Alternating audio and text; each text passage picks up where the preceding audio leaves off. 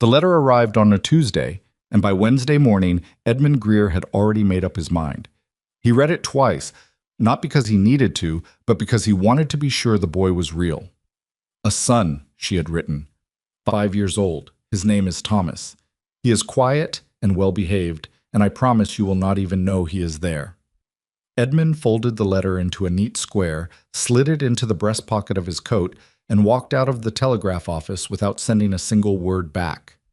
He never went to the station. He didn't even watch from a distance. He simply went home, poured himself a glass of whiskey, and told himself that a woman who came with a child was a woman who came with a problem. And Edmund Greer had enough of those already.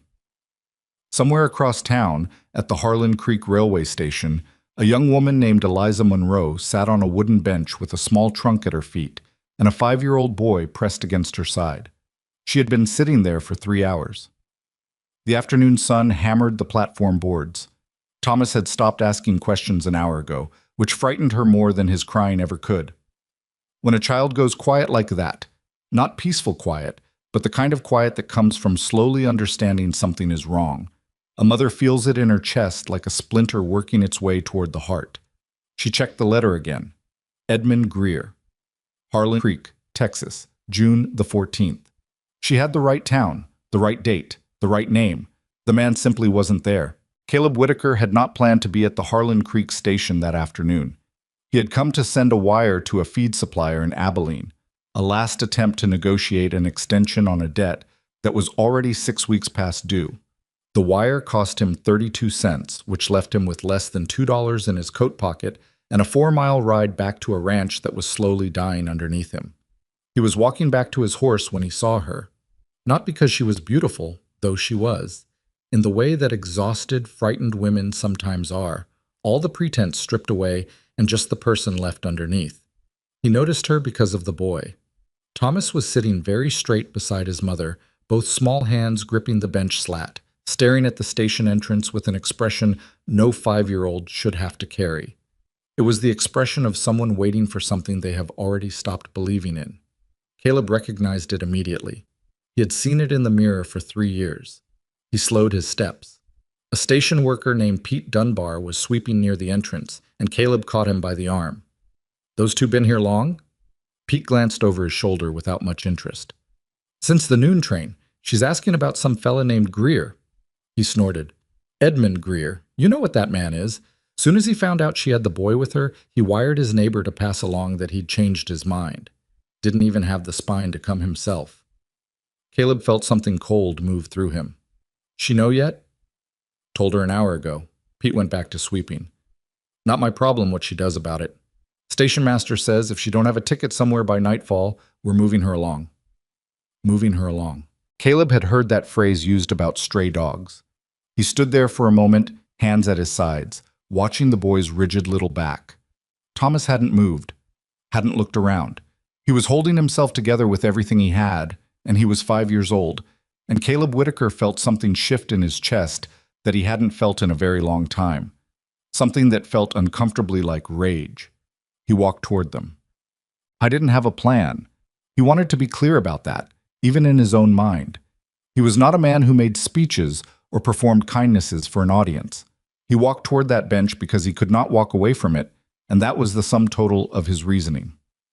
"Ma'am." Eliza looked up. Her eyes were dry, which told him more than tears would have. Women who had cried themselves out looked like that, calm in a way that wasn't calm at all, just emptied. She had brown hair pinned back from a face that might have been pretty when she wasn't holding herself together with both hands. She was younger than he'd expected. 24, maybe 25. "I'm not looking for charity," she said immediately. Didn't offer any.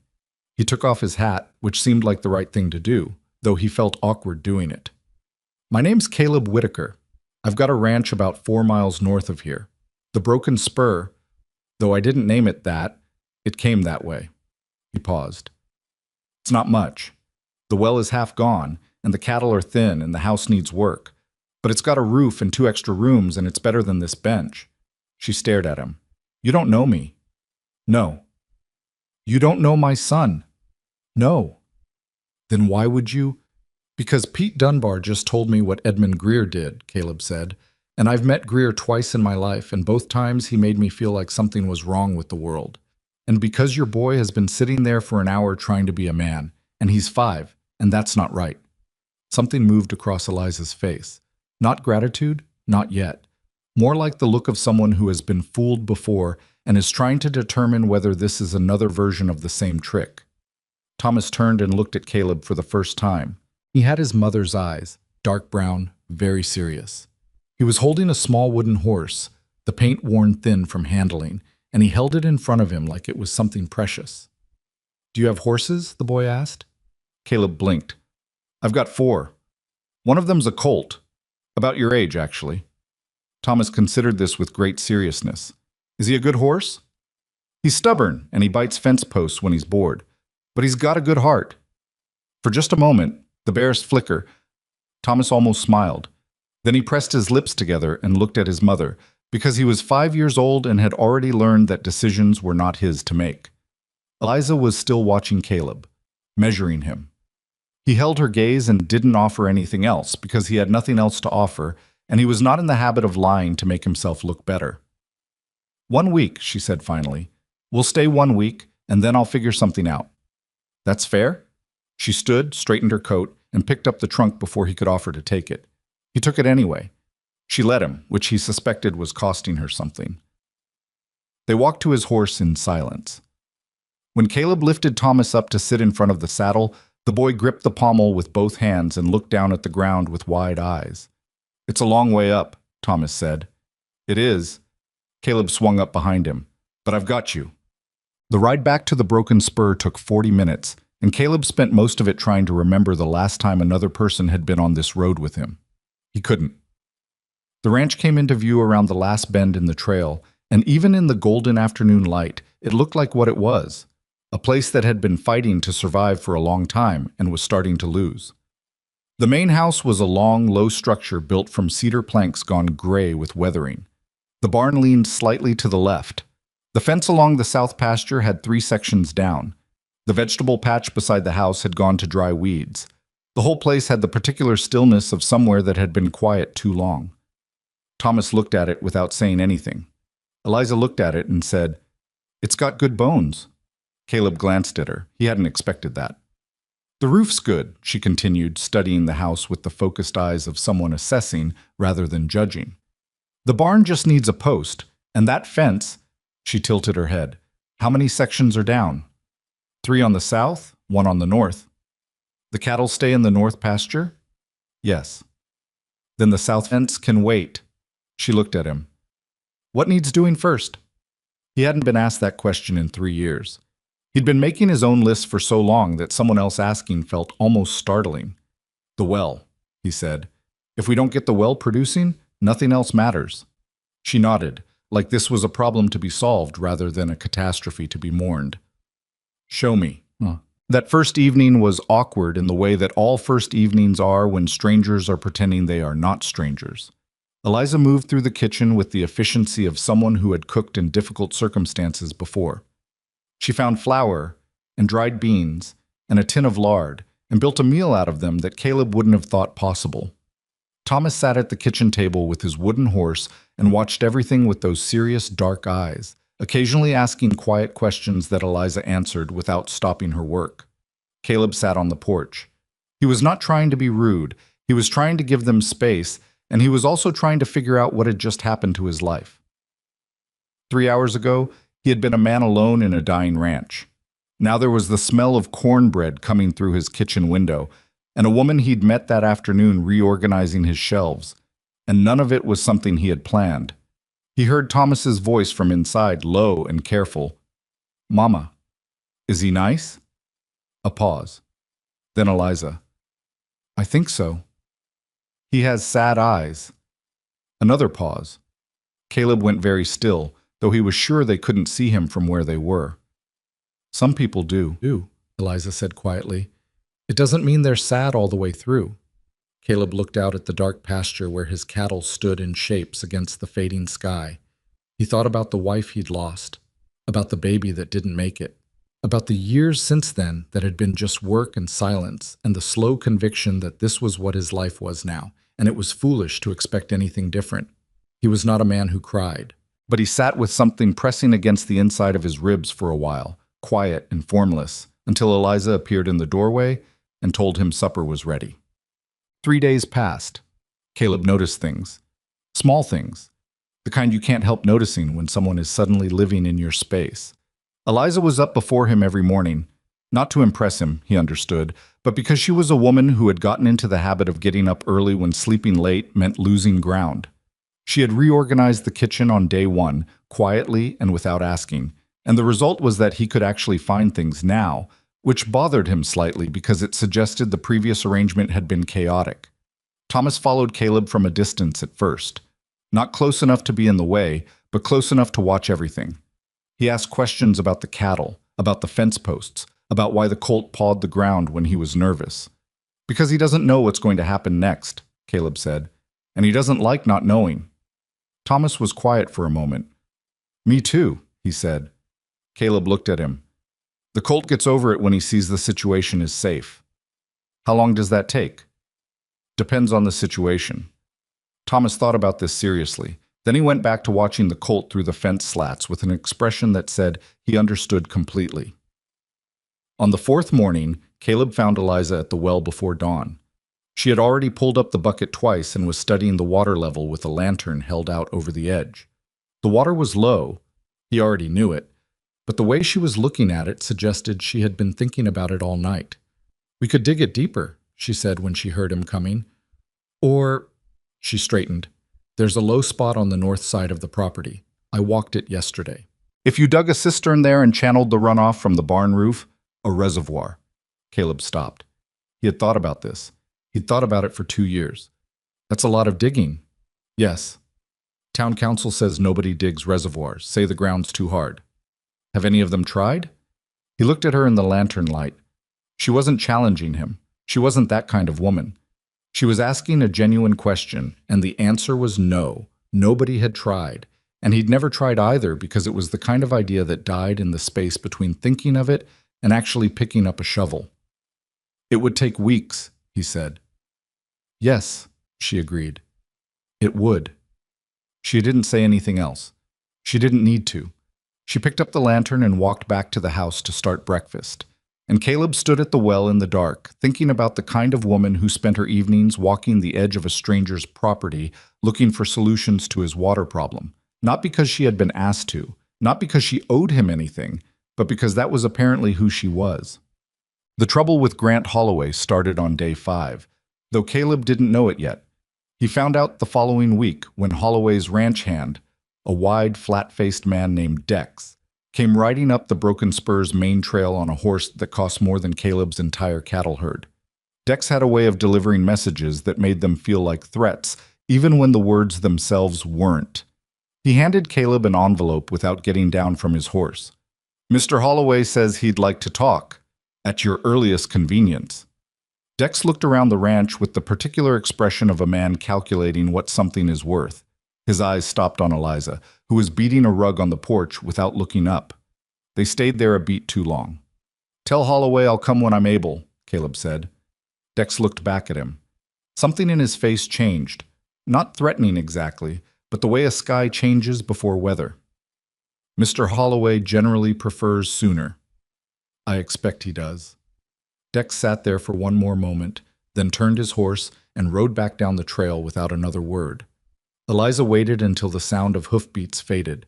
Then, "Who is Grant Holloway?" Caleb watched the dust settle. "The richest man in the county.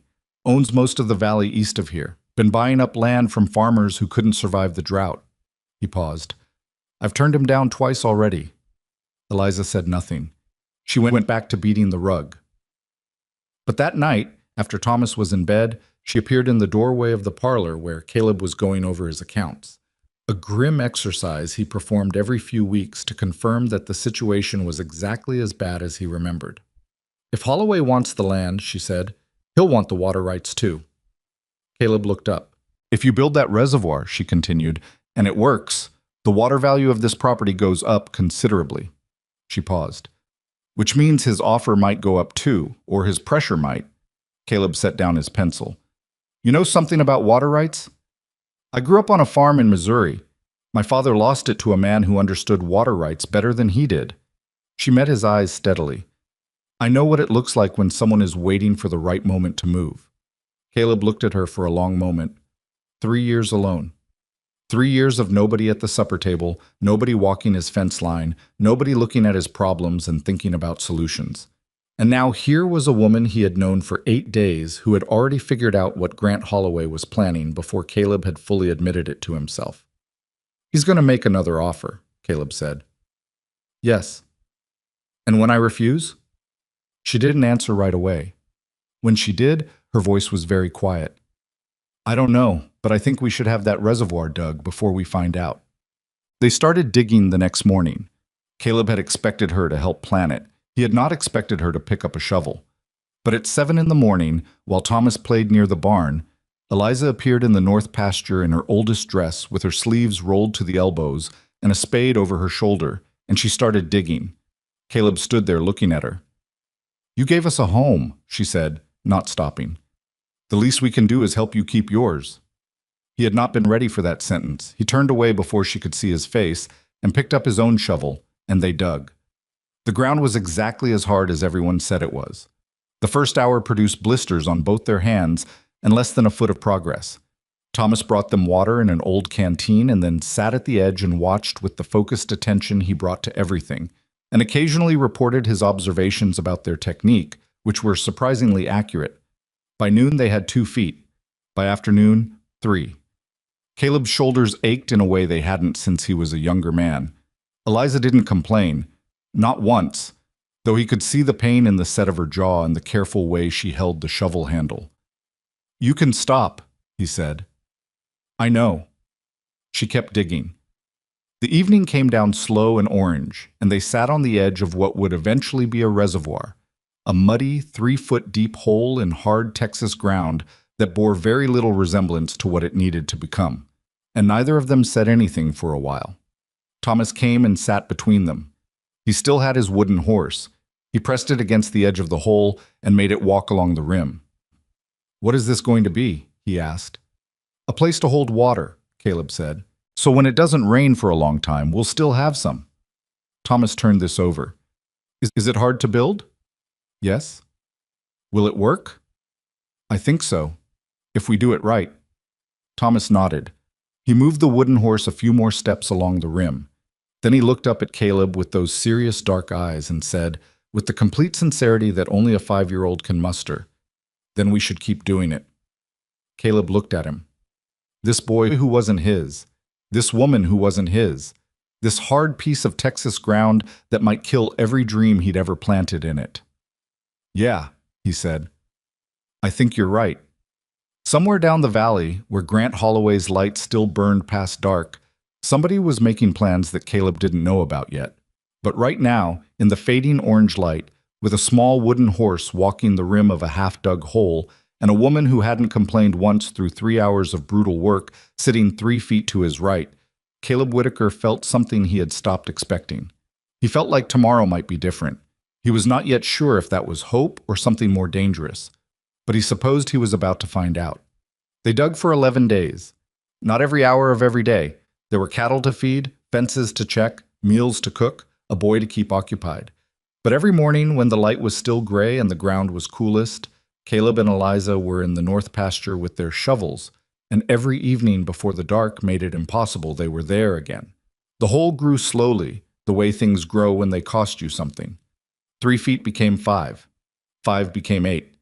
The walls of the excavation went from crumbling dry dirt to a harder, darker layer of clay that resisted the shovel with a sound like a complaint. Caleb's blisters burst and healed and burst again. He didn't mention them. Eliza wrapped her hands in strips of cloth torn from an old apron and didn't mention hers either. This became one of the unspoken agreements between them, that neither would acknowledge pain to the other, not because they were pretending it wasn't there, but because acknowledging it would have required them to also acknowledge how much they were both depending on the other to keep going. Thomas helped in the ways available to a 5-year-old. He carried water. He moved small rocks from the pile to a spot Caleb designated. He sat on the edge of the growing reservoir hole and reported with great seriousness how far down he could see, which Caleb told him was extremely useful information. It was not extremely useful information. But the boy needed to feel that he was part of this, and Caleb had learned enough about Thomas Monroe in 11 days to know that being excluded from things he couldn't control was the thing that frightened him most. On the morning of the 12th day, Caleb's shovel hit something wet. He thought at first he had imagined it. The ground here was bone dry, had been bone dry since he'd owned this land, and before that too, according to the previous owner who had sold it to him at a price that reflected the drought. He pressed the shovel tip into the spot again. Dark, damp earth clung to the blade. He dug 6 more inches with his hands. The moisture increased. He sat back on his heels and looked at the dark smear of wet clay on his palms, and didn't say anything for a long time because he was afraid to. He had been wrong before. He had believed in things before that turned out to be nothing. Eliza came up behind him and looked over his shoulder. She said nothing either. Then Thomas, who had appeared at the rim above them, "Why did you stop?" Caleb looked up at him. "Because I hit wet ground." Thomas stared at him. "Is that good?" "It might be. It's too early to say." Thomas considered this with his characteristic gravity. Then, "But it might be good." "Yeah." Caleb looked back at the dark earth in his hands. "It might be." He didn't let himself smile until he'd turned away from both of them. The news traveled in the way that all news traveled in Harlan Creek. Through the feed store, through the barber shop, through the particular network of women who talked over back fences and at the dry goods counter. And within 4 days there was not a person in town who didn't know that the Whitaker Ranch was digging a reservoir and had struck something promising underneath. Most people said it wouldn't work, not cruelly, or not most of them anyway. It was the considered judgment of men who had farmed and ranched this ground for 20 years and watched 100 ideas die in the dust. The McCready brothers told anyone who would listen that the aquifer in that valley had been tapped out since 1881. Old Pastor Henry's said, not the church kind, just a man unfortunate enough to have been named that, said the water would sour within a month even if they found it. The general consensus was that Caleb Whitaker had lost his practical sense, which was the last thing standing between him and disaster. What nobody said out loud, but what most people understood, was that this was also about the woman. Harlan Creek had opinions about Eliza Monroe. She was a mail-order bride whose intended had rejected her, which made her, in the accounting of certain people, both a sympathetic figure and a suspicious one. Women who arrived without family, without local connections, without a clear place in the existing order of things, they made people uncomfortable in ways that were hard to articulate and easy to dress up as concern. The women who talked over back fences said they hoped she was decent. The men who talked in the feed store said Caleb was a fool. A few people said both. Martha Ogle, who ran the dry goods store with her husband and had known Caleb since before his wife died, caught him one afternoon when he came in for rope and nails. "People are talking," she said not unkindly. "I expect they are." Caleb counted out the nails he needed. "You know what they're saying?" "I can guess." Martha watched him for a moment. She was a solid, practical woman who had raised 5 children on frontier land and had very little patience for situations she couldn't do anything about, which meant she focused her considerable energy on situations she could. "Is she a good woman?" Caleb thought about Eliza at the edge of the reservoir hole with clay on her hands and strips of apron cloth around her blisters. He thought about the way she'd looked at his accounts that first night, not judging, just calculating, the way you calculate when you're trying to figure out how to solve a problem. He thought about the morning she'd made Thomas laugh. Really laugh, the full-body kind, by imitating one of the barn cats attempting to catch a moth, unself-conscious and ridiculous and human in a way that had surprised him completely. "Yes," he said. "She's a good woman." Martha nodded, like this confirmed something she had already decided. "Then tell her to come in and introduce herself. Half the problem is that nobody's met her. People are afraid of what they don't know." Caleb looked at her. "She's not here to perform for the town." "No, but the town doesn't have to like her for her sake. She's going to be living here. It helps if they do." He brought this back to Eliza that evening, inexpertly, which meant he said, "Martha Ogle at the dry goods says you ought to come in and meet people," and then stood there looking like he wished he'd phrased it differently. Eliza was quiet for a moment. Then, "Are they saying things about me?" He hesitated a half-second too long. "Caleb." "Some are. Not Martha. Martha's sensible." Eliza looked at the table. She had the look of a woman deciding which feeling to allow herself and which to fold up and put away. She was very practiced at that look. He had seen it every day since she arrived, that small internal negotiation between what she felt and what she allowed herself to show. "All right," she said. "Next time you go in, Thomas and I will come." He waited for her to say something else, something that revealed what the town's opinion cost her. She didn't. She went back to the pot on the stove, and that was that. Thomas, from his spot at the table where he was ostensibly doing nothing but was in fact listening to everything, said, "Are people saying bad things about Mama?" "Some people say things without thinking," Caleb said. "It's not about your mother. It's about them not knowing her yet." Thomas thought about this. "When they know her, will they stop?" "Most of them will." "What about the rest?" Caleb looked at him. "The rest aren't worth worrying about." Thomas appeared to accept this, though the small furrow between his eyebrows suggested he was filing it away for further consideration. They went to town on a Saturday, which was the sensible day to go because most people were in on Saturdays, and it was better to have one difficult afternoon than 6 separate difficult encounters spread across the week. Caleb had not fully thought through what it would look like, walking down the main street of Harlan Creek with a woman and a child. He had been alone for so long that he had stopped thinking about what he looked like to other people at all, which meant he was unprepared for the particular quality of attention that followed them from the moment they tied his horse at the rail. People looked. Some nodded. Some found something interesting to examine on the other side of the street. Pete Dunbar, from the station, lifted his hat to Eliza with an expression that couldn't quite decide whether it was apologetic or not. Eliza nodded back with perfect composure, which Caleb suspected was costing her considerably. At the dry goods, Martha Ogle came around the counter immediately and shook Eliza's hand with both of hers, which was the frontier equivalent of a full embrace. "I've heard about the reservoir project," she said. "How's the progress?" "Slow," Eliza said, "but real." Martha glanced at Thomas, who was examining a jar of penny candy with the focused attention of someone inspecting a legal document. "And this is the young man." Thomas looked up. He had very good manners. Not the stiff, fearful kind, but the genuine kind that came from a mother who had taught him that how you treated people said something about who you were. "Thomas Monroe, ma'am. I'm 5. "I can see that you're very 5, Martha said, with enough warmth that even Caleb felt it. She looked at Eliza. "Smart eyes." "Too smart," Eliza said. "Here's everything."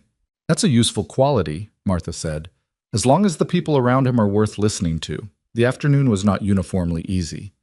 There were 2 women at the far end of the dry goods who did not come to introduce themselves, and whose whispered conversation dropped in volume when Eliza walked past.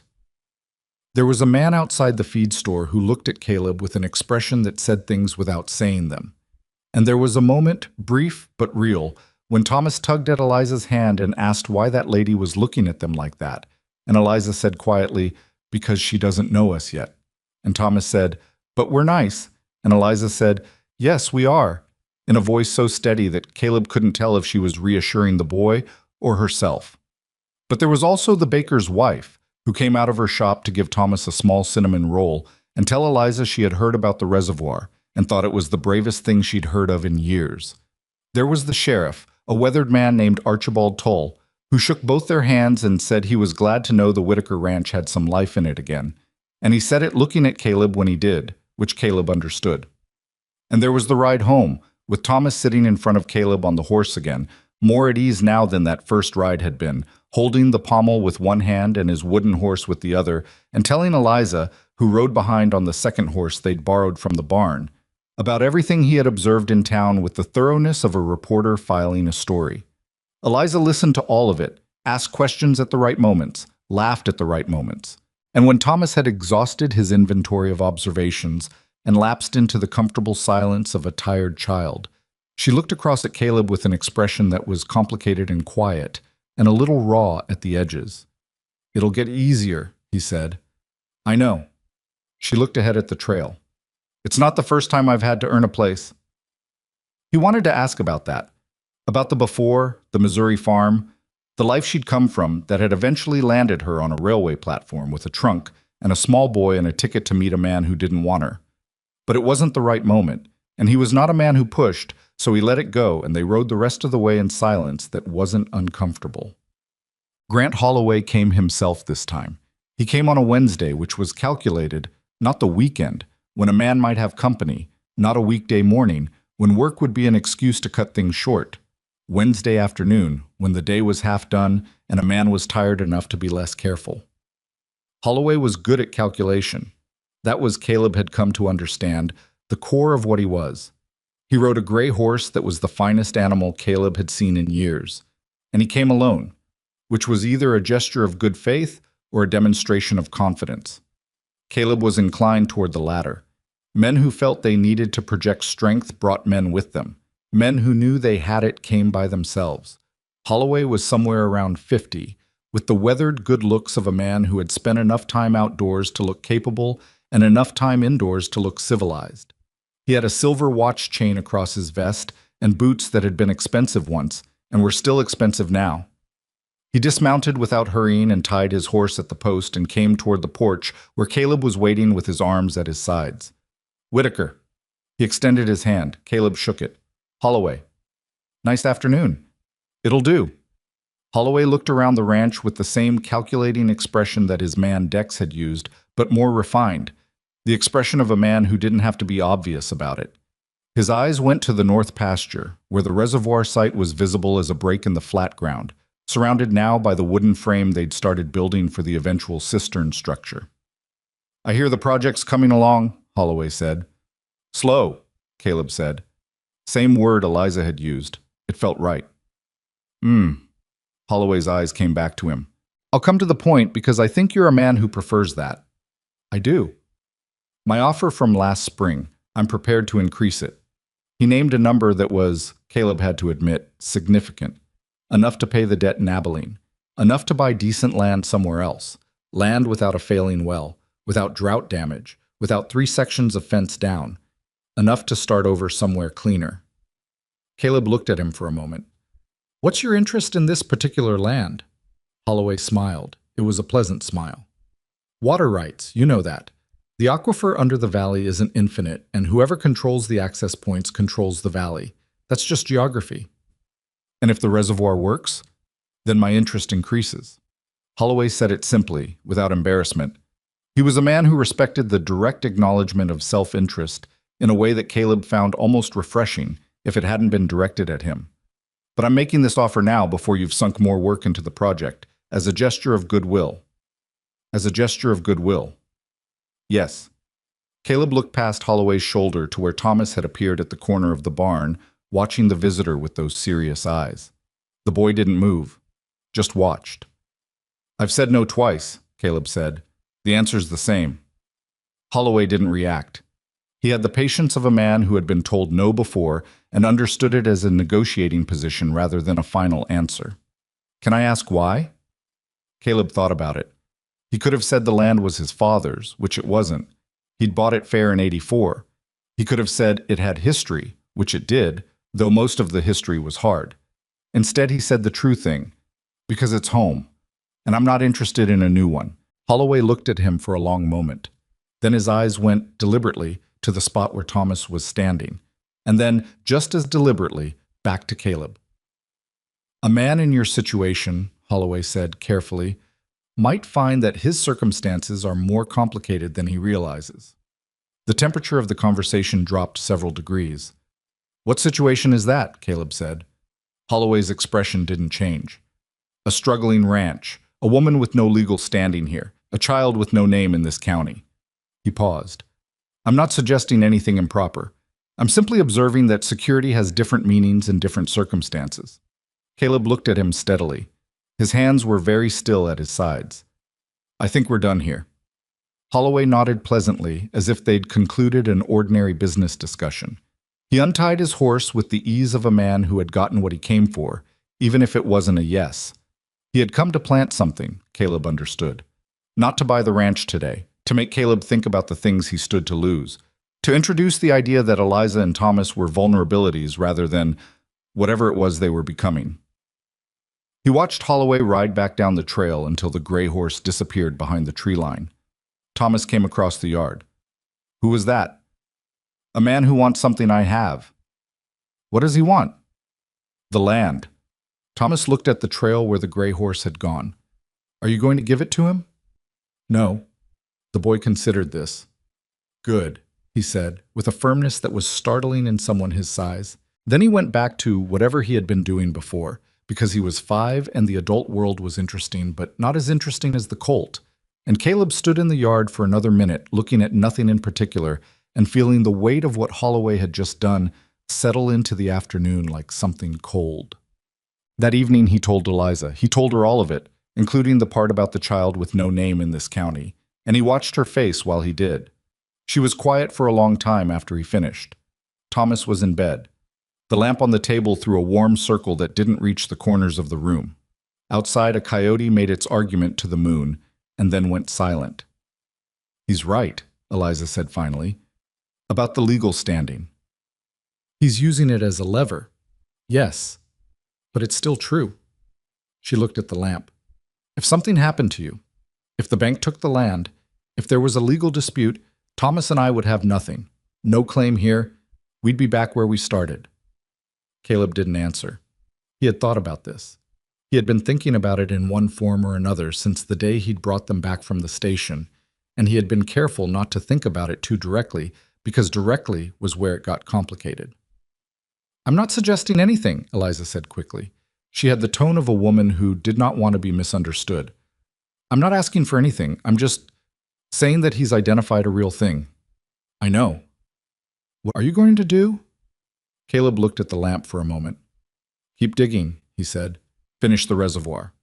Make this place worth something he can't just buy. Eliza looked at him. That's not an answer to the legal problem. No, it's not. She nodded slowly. She folded her hands on the table in the careful way she had, the way that meant she was holding something in. Then she said, I want you to know, whatever happens, that Thomas and I being here it's been good. Whatever happens. It was a strange sentence. It was careful and honest, and it left a great deal out, which was probably right because they were two people who had known each other for less than 3 weeks, and the things they were not saying to each other were becoming as significant as the things they were. Caleb understood this. He understood it the way you understand something that you're not yet ready to look at directly. It's been good, he agreed. Whatever happens. They sat in the lamplight for another while, not saying anything, and the coyote started up again outside, and Thomas made a small sound in his sleep from the back room that was almost a word and then wasn't. The reservoir hit full water depth on a Thursday. Caleb was alone when it happened. Eliza had taken Thomas into town for supplies, and he had been working on the western wall of the cistern structure when his boot went through the clay bottom into something soft and dark and wet, and he stood there in the hole looking down at the dark water spreading slowly around his feet. He didn't say anything. There was no one to say anything to. He stood there for a long time with water soaking through his boot and his hands hanging at his sides, and he felt something move through him that was too large and too complicated to name, so he didn't try. He just stood there and let it move through him and looked at the water and thought, without forming it into a real thought, it's real. It's actually real. When Eliza and Thomas came back that afternoon, he met them in the yard. Thomas was talking about something he'd seen in the feed store window, a saddle with silver buckles, which he described in passionate detail, and then he looked at Caleb's face and stopped talking mid-sentence. What happened? The boy said. Caleb looked at him, then at Eliza. I want to show you something, he said. He led them to the north pasture. He had not been back since he'd found the water. He'd spent the intervening hours repairing the fence section on the north side, doing something physical to use up the feeling. And when they reached the edge and looked down into the reservoir hole, the water had risen another 2 inches. Dark, real water. Not a seep, not a trick. Water. Thomas dropped to his knees at the edge and looked down with enormous eyes. It worked, he breathed. It worked, Caleb said. He looked at Eliza. She was looking at the water with an expression he hadn't seen on her before. Not the careful, contained look she usually wore, not the working look, not the assembling a solution look. Just something open and unguarded and real, and her eyes were bright in a way that wasn't quite tears but was in the neighborhood. She looked up and found him already watching her. Neither of them said anything. The moment was already saying something, and adding words to it would have made it smaller. Thomas said, Can I touch it? And the moment broke into something more ordinary and immediate, and Caleb said yes, carefully, and the boy reached down and pressed his fingertips to the dark surface of the water, and then held up his hand to show them both the wetness, grinning now, the first full grin Caleb had seen from him. "It's cold," Thomas announced. "Good," Eliza said, and her voice was slightly unsteady. "Cold means it's deep." They told no one about the water for 4 more days. This was Eliza's idea, not deception, she said. They weren't deceiving anyone. They just weren't announcing it. They needed time to understand what they had before other people started having opinions about it. Caleb agreed, though he understood that the town would find out. News in Harlan Creek found its own way out eventually, like water through an imperfect dam. The question was whether they'd have the structure sound enough before it did. They used those 4 days well. Caleb built the first cistern wall. Eliza designed the channel system using a drawing she made on the back of an old supply list, a series of ditches that would direct rainfall and roof runoff toward the reservoir, increasing its capacity beyond just the natural spring they'd uncovered. Her drawings were precise and practical, and Caleb looked at them for a long time before he said anything. "Where did you learn to think like this?" She looked up from the drawing. "My father. He was an engineer before the farm. Railroad survey work." She paused. "He taught me to think about how things move. Water, mainly. He always said if you understand where water wants to go, you understand half of everything." It was the most she had said about her past in the 3 weeks he had known her. He waited to see if there was more. There wasn't. She went back to the drawing. And he understood that this was the pace at which she would offer things, and that pushing would get him nowhere useful. But later that evening he found Thomas in the barn, talking to the colt through the stall gate in the low, serious voice the boy used when he thought no one was listening. "My grandpa was an engineer," Thomas was telling the colt. "He built things. Mama says I'm like him because I look at things hard." The colt shifted its weight and blinked. Thomas appeared to take this as encouragement. "I don't remember him. He died before I was old enough to." He paused. "But I think he would have liked it here, because of the water." Caleb stood very still at the barn door. Thomas hadn't heard him. He went on talking to the colt in that low voice about the water and the reservoir and the silver buckle saddle in the feed store window, and Caleb stood in the doorway listening to a 5-year-old's private inventory of the world and felt something in his chest go tight and then slowly, painfully ease. He had not loved anything without fear since his wife died. He had not let himself. Fear was the price of caring, and he had decided at some point, not consciously, not in words, but in the accumulated weight of 3 years of choices, that the price was too high. I was starting to think he had been wrong about that. He didn't go into the barn. He went back to the house, and he sat at the kitchen table with a cold cup of coffee, and he thought about the kind of wrong that is also, underneath, a kind of door. The news about the water broke on a Friday. It broke through the Ogle dry goods, specifically through a passing comment Caleb made when he came in for lumber nails, specifically because he was tired and not as careful as he'd intended to be. And Martha Ogle had a gift for extracting information from people who thought they weren't giving any. By Saturday afternoon, Dex was back on the Broken Spur Trail. This time, he didn't have an envelope. "Mr. Holloway would like to discuss a revised offer," Dex said. He was not bothering with pleasantness today. "He says the terms have changed given the new circumstances." "Tell him I'll consider it," Caleb said. Dex looked at him flatly. "He'd prefer a commitment to meet." "Tell him I'll consider a meeting." A long pause. Something in Dex's expression shifted. Not quite a threat, but the posture of a threat, the shape it would make if it leaned forward. "Mr. Holloway isn't accustomed to being deferred." "I expect not." Caleb met his eyes. "But it's my land and my time, and I'll decide when I have both available." Dex sat on his horse for one more long moment, and then he turned and went back down the trail without another word. Caleb watched him go. He did not feel what he had felt the first time Dex came, the low, careful dread of a man with nothing to fight back with. He felt something different now, cleaner, the feeling of a man who has something worth protecting and knows it. He turned back to the house, where through the kitchen window he could see Eliza at the table going over the channel drawings again, adjusting something with the stub of a pencil, frowning at the paper in the focused way she had when she was solving rather than worrying. Thomas was visible at the edge of his vision, near the barn, doing something that involved the colt and a piece of rope, and the kind of optimistic ambition that 5-year-olds brought to all projects regardless of feasibility. The late afternoon light was the particular gold that Texas managed in the hour before dark, the kind that made even struggling things look like they might make it. Caleb stood in the yard and looked at his ranch. 3 weeks ago it had been a place that was dying. The well still wasn't right, the cattle were still thin. The debt to Abilene hadn't disappeared. There were still 3 sections of fence down on the south pasture and a list of repairs that was longer than his patience.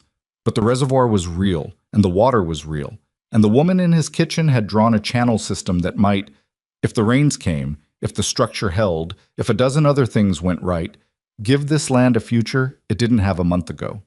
And the boy at the barn was talking to a colt about rope. Grant Holloway wanted this land. He would keep wanting it, and the wanting would not stay polite forever. Caleb understood that. He had enough experience with men like Holloway to know that the pleasant negotiator and the unpleasant version were the same person, and the switch between them was just a matter of what they thought they could get away with. What Caleb had that he hadn't had before was something he was still learning to name. He went inside. The kitchen was warm from the stove. Eliza looked up from her drawings and said, "Dex again?" And he said yes, and she said, "Revised offer?" And he said he assumed so, and she nodded once and looked back at the drawings. "The East Channel," she said, tapping the paper. He did not open it at the door. "Mr. Holloway requests a response within the week," Fitch said. "Mr. Holloway can request what he likes." Caleb tucked the envelope under his arm. "I'll respond when I'm ready." Fitch's courtesy thinned slightly at the edges. "The offer has a deadline, Mr. Whitaker. After the 14th, the terms revert to the previous figure." "Then they revert." Caleb looked at him evenly. "Was there anything else?" There wasn't. Fitch rode back down the trail with the stiff posture of a man who had not gotten the reaction he'd prepared for, and Caleb went inside and set the envelope on the kitchen table and looked at it for a moment before he opened it. The number inside was larger than the last one, considerably larger. Large enough that Caleb sat down in the kitchen chair and read it twice, not because he hadn't understood it, but because he wanted to be sure his understanding wasn't distorted by how much he needed to not be tempted by it. He was tempted. He was not going to pretend otherwise, even inside his own head, because he was a man who owed money in Abilene and had thin cattle and a fence that still needed 4 sections repaired and a well that was only partially solved and a debt load that the reservoir had improved but not erased. The number on that paper would clear all of it, would clear it and leave enough over to start somewhere new without the weight of this particular failure history dragging at every decision. He sat with that for a while. Then he folded the letter back into its envelope and put it in the drawer under the window, the one that stuck and required a specific angle to open, and he went back outside to where he had been reinforcing the east wall of the cistern because the work was still there, and it didn't care about envelopes. He didn't tell Eliza about the new number that evening. He told himself it was because it wasn't the right moment, but the truth was more complicated than that. The truth was that he didn't entirely trust himself to say the number out loud, without some part of his face giving away how much it had landed on him, and he didn't want Eliza to see that. He didn't want her to think, even for a moment, that he was weighing them against a sum of money, even if, in some small and shameful corner of his mind, he had been. He told her the next morning. He did it at breakfast, before the work started, because waiting until evening felt like cowardice, and he had made a private rule in his life that he would not be a coward about things that mattered. He put the envelope on the table between them. He didn't say anything about the night before. She looked at the envelope and then at him, and he said, "Holloway sent a revised offer. The number is considerably higher than the last one." She picked up the envelope and read the letter without expression. Thomas was eating cornmeal at the end of the table with the focused inefficiency of a 5-year-old who had found an interesting pattern in the grain of the table wood. He was not paying attention to them. He was paying complete attention to them. Eliza set the letter down. "What are you going to do?" "I'm going to say no." She looked at him. "Because of the land?" "Yes." A pause. "Because of us?" The question sat in the air between them with the particular weight of questions that have been thought for a while before being asked. Caleb looked at the letter on the table. He was not a man who was easy with his interior, and this was the kind of moment that required a man to be easy with it or else say something insufficient, and he didn't want to say something insufficient. "Both," he said. Eliza looked at him for a moment. Then she looked back at the letter. He's not going to stop. No. When the polite offers stop working, men like him don't go away. They just change methods. I know. She folded the letter back into the envelope with the precise, careful movement she used when she was thinking hard about something else. Then we need to be ready for that. Thomas looked up from his cornmeal. Ready for what? For hard weather, Eliza said, without missing a beat. Thomas accepted this with the equanimity of a child who has learned that adults have separate conversations happening underneath the ones he can hear. He went back to his cornmeal and his table grain study, and Caleb looked across at Eliza and she looked back at him, and the understanding between them was the kind that doesn't require the rest of the sentence. The hard weather came sooner than either of them had expected, and it did not come in the form Caleb had anticipated. It came through Roy Stokes. Roy Stokes was a small rancher about 2 miles south of the Broken Spur, a nervous, resentful man in his 40s who had been slowly losing ground to drought and debt for years, and had developed, in the way that desperate men sometimes do, a talent for directing his frustration at everyone except the actual source of it. Caleb had never particularly liked him. He had never particularly disliked him either. He had simply understood him as a man whose fear had curdled into a kind of permanent suspicion of anyone who seemed to be doing better. Roy Stokes had apparently had a conversation with Grant Holloway. Caleb found this out from the sheriff, Archibald Tull, who came to the Broken Spur on a Tuesday morning looking uncomfortable in the particular way of a man who is delivering a message he doesn't believe in but has an obligation to deliver anyway. Roy Stokes has filed a water rights complaint, Tull said. He was standing on the porch, hat in his hands, turning it slowly at the brim. Claims your reservoir project is diverting subsurface water from his land. Caleb stared at him. Roy Stokes' land is 2 miles south and 30 feet higher in elevation than my north pasture. Water doesn't run uphill, Arch. I know that.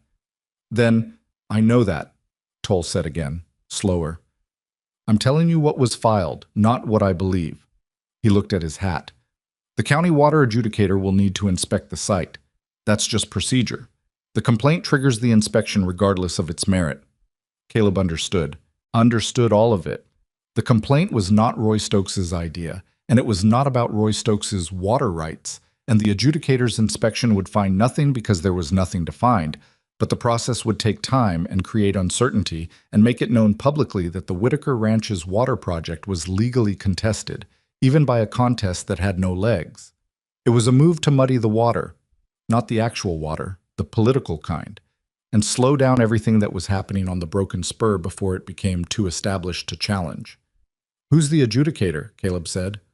Tull was quiet for just a half-second too long. Fellow named Prescott. He's out of the county seat. Is he Holloway's man? I don't know that he's anyone's man. Tull looked at him steadily. I do know that Holloway has interests in the county seat. Caleb nodded slowly. He looked past Tull at the north pasture, where the reservoir sat quiet in the morning light, the cistern walls now almost to full height. 4 weeks of work, 4 weeks of blisters and sore backs, and Thomas moving rocks, and Eliza measuring angles and the two of them digging in the blue morning light before the day got hot.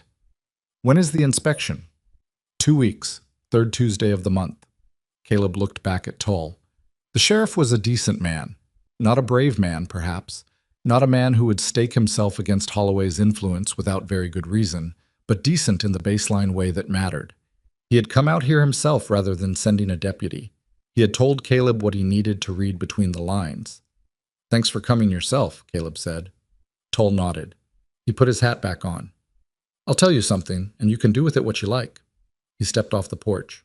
A water adjudicator can be challenged. If you have documentation, surveys, drawings, measurements, that demonstrates the hydrology clearly, a challenged adjudicator has to account for that in his report. He can't just write whatever he wants if there's a clear counter record. He mounted his horse. That's just how the process works. He rode away. Caleb stood on the porch for a long time after the dust from Tull's horse settled. Then he went inside and found Eliza at the table with her drawings spread out. She had been refining the channel system, adding measurements she had taken over the past week, and he told her what Tull had said. She listened without interrupting. When he finished, she looked at the drawings on the table. How precise are these? He asked. Precise enough for me, she said. Not precise enough for a legal challenge. She was already pulling the drawings toward her, looking at them with narrowed eyes. I need survey measurements. Exact elevations. The hydrology has to be demonstrable on paper, not just obvious to anyone standing in the north pasture. Can you do that? She looked at him with a faint expression that was almost, not quite, impatience. My father surveyed railroad routes for 15 years. I used to do the measurements with him before I was old enough for school. She picked up her pencil. Yes, I can do that. He watched her begin working, not the tentative beginning of someone figuring out where to start, but the immediate, purposeful beginning of someone who already knew exactly what they were doing. And he felt something that was partly admiration and partly a strange species of relief, the kind that comes when you realize that the problem you're facing has more resources aimed at it than you initially counted. Eliza. She looked up. I'm glad you're here. She looked at him for a moment. Something moved in her face that she didn't try to control, which was unusual for her. Then she looked back at her drawings.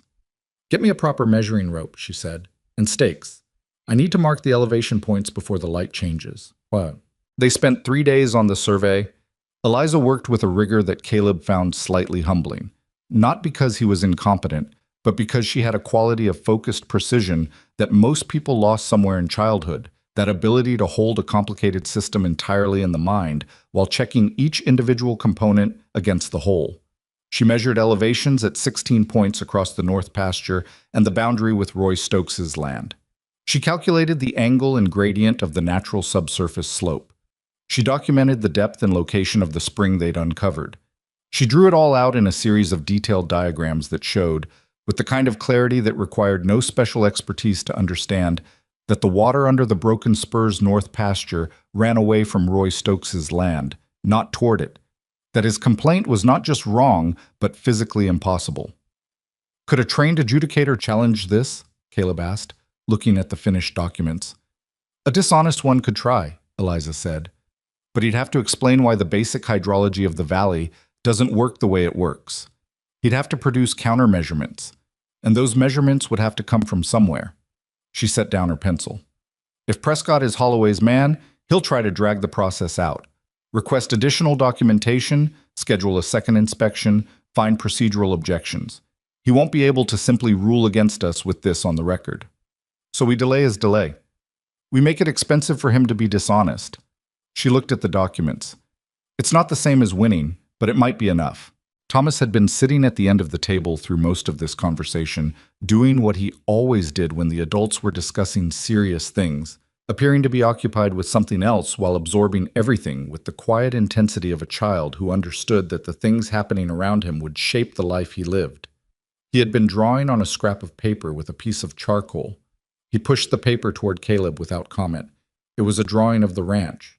Rough, the way a 5-year-old's drawings are rough, but recognizable, and the house, the barn, the north pasture, a large circle that was clearly meant to be the reservoir. In the corner, 3 stick figures, one tall, one medium, one small. The small one was holding something that was either a horse or a very angular dog. Caleb looked at it for a long moment. That's us, Thomas said, in case it wasn't clear. I can see that. Thomas looked at the drawing with the assessing eye of the artist. I made you too tall, but you're pretty tall. He glanced at Eliza. Mama's the right size. Eliza looked at the drawing and pressed her lips together in the way that meant she was holding something in that she didn't want Thomas to see. She stood up and went to check something on the stove that probably didn't need checking. Caleb folded the drawing carefully and put it in his shirt pocket. Thomas watched this with satisfaction. For keeping? He said. For keeping, Caleb confirmed. Us. The trouble that Grant Holloway had been building toward came on a night that gave no warning. Caleb woke at 2 a.m. to the sound of something wrong. He could not have said, in the first seconds of waking, what it was. Not a specific sound, more an absence of the right sounds and a presence of a wrong one. He lay still for 2 seconds, listening. The cattle were restless. Not the ordinary night restlessness of animals settling, but the particular agitation that meant something was disturbing them. He was out of bed and pulling on his boots before he was fully awake. He took his rifle from the wall, a habit, not a decision, and went out the back door into the night air that was cool now, in the way that September had started to make it cool after the brutal summer. The stars were dense overhead. The cattle were definitely moving in the north pasture, which was wrong because the north pasture gate was latched, and they should have been standing. He heard the sound then. Not cattle, and not coyotes, and not wind, shovels. The sound of metal striking earth, coming from the north pasture, coming from the direction of the reservoir. He went at a run. There were two of them. He saw their shapes against the night sky before they saw him. Two men with shovels working at the eastern wall of the cistern, the wall that controlled the water flow into the channel system. They had already taken down 3 feet of the wall. Another hour, and they would have collapsed enough of the structure to drain the reservoir entirely, flooding the channel and washing out the work they had done on the eastern gradient. It would have taken weeks to rebuild. Weeks during which the water adjudicator would have nothing to adjudicate, because there would be nothing functioning to examine. Caleb stopped at the fence line. He did not rush forward.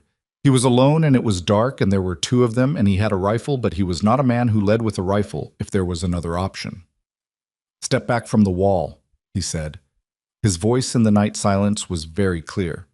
Both men stopped. They turned. In the starlight he could see that they had covered their faces with cloth, which told him they were not Roy Stokes. Roy Stokes was too stupid and too frightened to think of that, and they were not random opportunists. They were men who had been sent. One of them held his shovel up slowly, not quite pointing it, not quite surrendering. The other one stayed low and still in the way that someone stays still when they are calculating. "You're on my land," Caleb said. "You've damaged my property. I'm going to ask you one time to put the shovels down and walk back the way you came." The still one moved.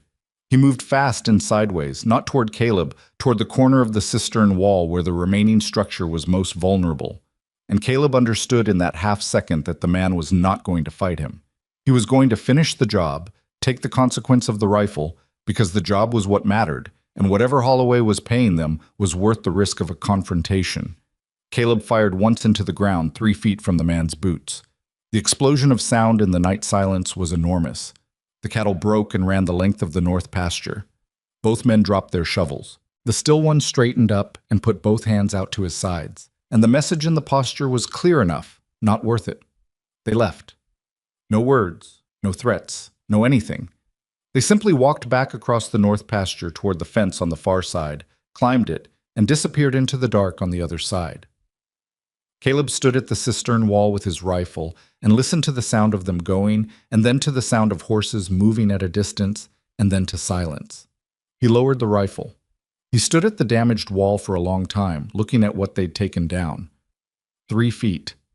Maybe 4 hours of work to rebuild. Not catastrophic. But it would have been, if he hadn't woken. He became aware that someone was behind him. He turned. Eliza was standing at the edge of the north pasture in her nightclothes with a shawl thrown over her shoulders and a lantern in her hand, and her face in the lantern light was very white and very still. "I heard the shot," she said. "I know, I'm sorry. There wasn't another option." She looked at the damaged wall. She looked at the scattered shovels.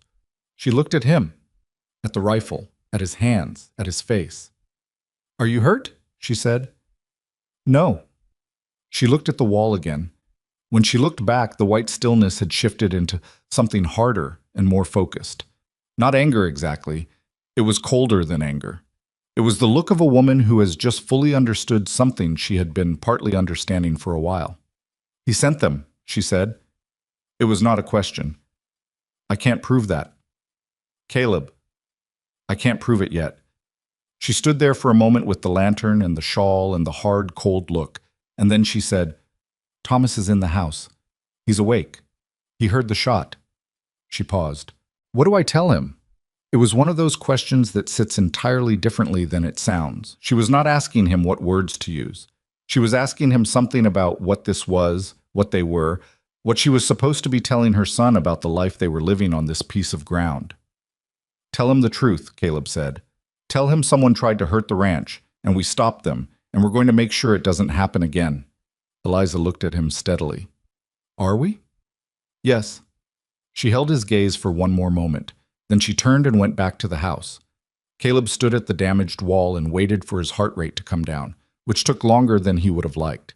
He was not a man who was easily frightened, but fright and him were on speaking terms after something like this. The retrospective fear, The one that arrives after the moment is over and shows you all the ways it could have gone differently.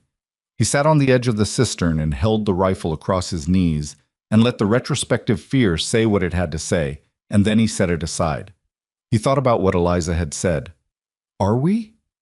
Two words that meant, are you certain? Are you committed? Is this land and this life, and whatever is growing between us worth the cost of what Holloway is apparently willing to do? He had said yes without hesitation, and he had meant it without hesitation, and the not hesitating was new. He had hesitated about everything for 3 years. He had held himself at the careful distance of a man who had decided that commitment was the mechanism of loss. Something had changed. I was not entirely sure when, and he was not going to examine it too closely tonight with a damaged wall in front of him and the smell of gunpowder still in the air. But it had changed. He stayed at the reservoir until the sky began to lighten in the east. In the morning, he went to see Archibald Toll. He told the sheriff everything: the 2 men, the shovels, the damaged wall, the horses he'd heard riding away toward the east, which was the direction of Holloway's land. He was precise about it. He was precise in the way that Eliza had been precise with the survey documents, because he had started to understand that precision was not just accuracy, it was armor. Toll listened with his hat in his hands again. He had the expression of a man who believed what he was hearing and was trying to figure out what he could do about it, against what he was allowed to do about it. I can't arrest Holloway for something 2 unidentified men did on your property, Toll said. I know that. I can record the incident. I can note the probable direction of approach and retreat in the official record. He paused. I can make it known that I was informed and that I have concerns. That's something. It's not much. No. Caleb looked at him. But I'm also going to need a notary. I have documents I want recorded with the county today. Toll's eyebrows went up slightly. The survey work. Yes. I want them in the county record before the adjudicator arrives. Public record. Unambiguous. Toll studied him for a moment. Something shifted in the sheriff's expression. Something that was not quite admiration but was in the direction of it. The look of a man recalibrating his estimate of another man. You've been thinking ahead. Someone in my house has. Caleb stood. Can you recommend a notary? The documents went into the county record on a Thursday. Caleb had brought Eliza with him. This was practical. She had created the documents, and the notary had questions about methodology that she answered with the kind of technical fluency that made the notary, a fussy little man named Gunder, visibly reconsider his initial skepticism. By the end of the session, Gunder was treating her with the careful deference of a man who has realized he is dealing with someone who knows more than he does about something he assumed was his exclusive domain. Thomas had come too, because there was no one to leave him with, and because Eliza had said, in a voice that suggested this was the end of the discussion, that she was not going to leave her son alone at the ranch after what had happened at the reservoir wall.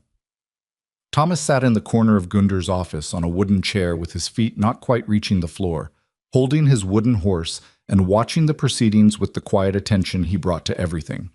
When Gunder stamped the final document and announced that the survey and water rights documentation for the Whitaker property was now an official matter of county record, Thomas said, "Is that good?"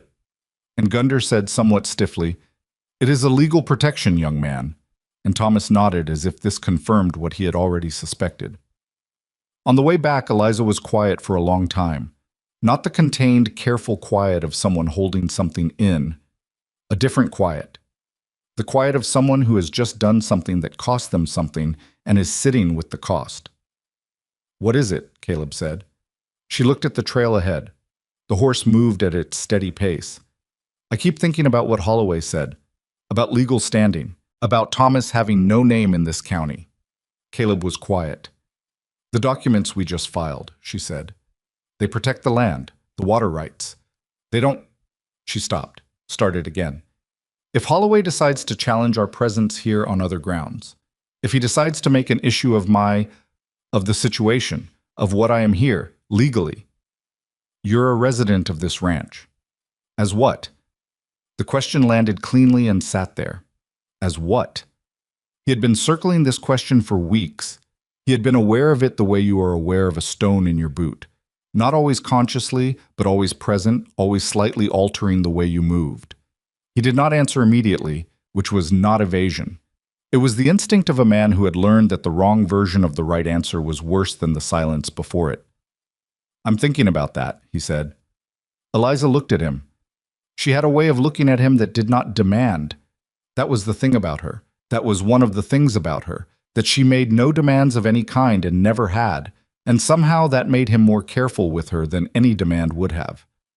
"I'm not asking you for anything," she said quietly. "I know you're not. I want to be clear about that." "Eliza," he looked at her. "I know you're not asking. That's not what I'm thinking about." She held his gaze for a moment. The horse kept moving. Thomas, sitting between them on the saddle with an ease he had now entirely achieved, was apparently asleep, his head tipped slightly forward, the wooden horse held loosely in one hand. "What are you thinking about?" she said. Caleb looked at the trail ahead. The Broken Spurs turnoff was a quarter-mile up, marked by the old cedar post that had been there when he bought the land and would probably be there long after him. He thought about the empty house, about the 3 years of silence, about the lamp on the table and the drawing spread across it, and the smell of cornbread through the kitchen window, and Thomas saying it's cold, that means it's deep, holding up his wet fingertips in the afternoon light. "Whether the right thing," he said carefully, "is also the thing I want. Because sometimes it is. And I spent a long time not believing that was possible." Eliza said nothing, but something in her posture changed, a small shift, barely perceptible, the way a door opens an inch before it opens all the way. They rode the rest of the distance in the quiet that had become, over these weeks, their particular language. The silence between two people who have too much to say and are being careful about the order in which they say it. The night before the adjudicator's inspection, Holloway made his last move in the polite version of this war. He came himself this time. Alone, late afternoon, and he did not tie his horse at the post, which was a choice. Staying mounted meant the conversation had a defined end that was his to control. Caleb came out to the porch. "I know about the county filing," Holloway said. He was not pleasant today. Not unpleasant either. He had moved into a register that was simply direct, stripped of the performance of courtesy. "It was a smart move. Thank you. It complicates things." "That was the idea." Holloway looked at him from the horse. "I want you to know that I don't dislike you, Whitaker. I want to say that clearly. This is not personal." "It became personal," Caleb said, "when you sent men to break down my reservoir wall." A silence. "I don't know what you're referring to." "I think you do."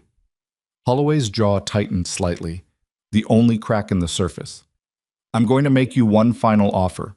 After the adjudicator's visit, regardless of the outcome, the terms will no longer be available. I want you to understand that." "I understand it." "And you still say no?" "I still say no." Holloway looked at him for a long moment. Something moved in his face. Not anger, or not only anger. Something that was almost, Caleb thought, respect. The frustrated respect of a man who has encountered a limit he did not expect. "The adjudicator arrives at 8 o'clock tomorrow morning," Holloway said.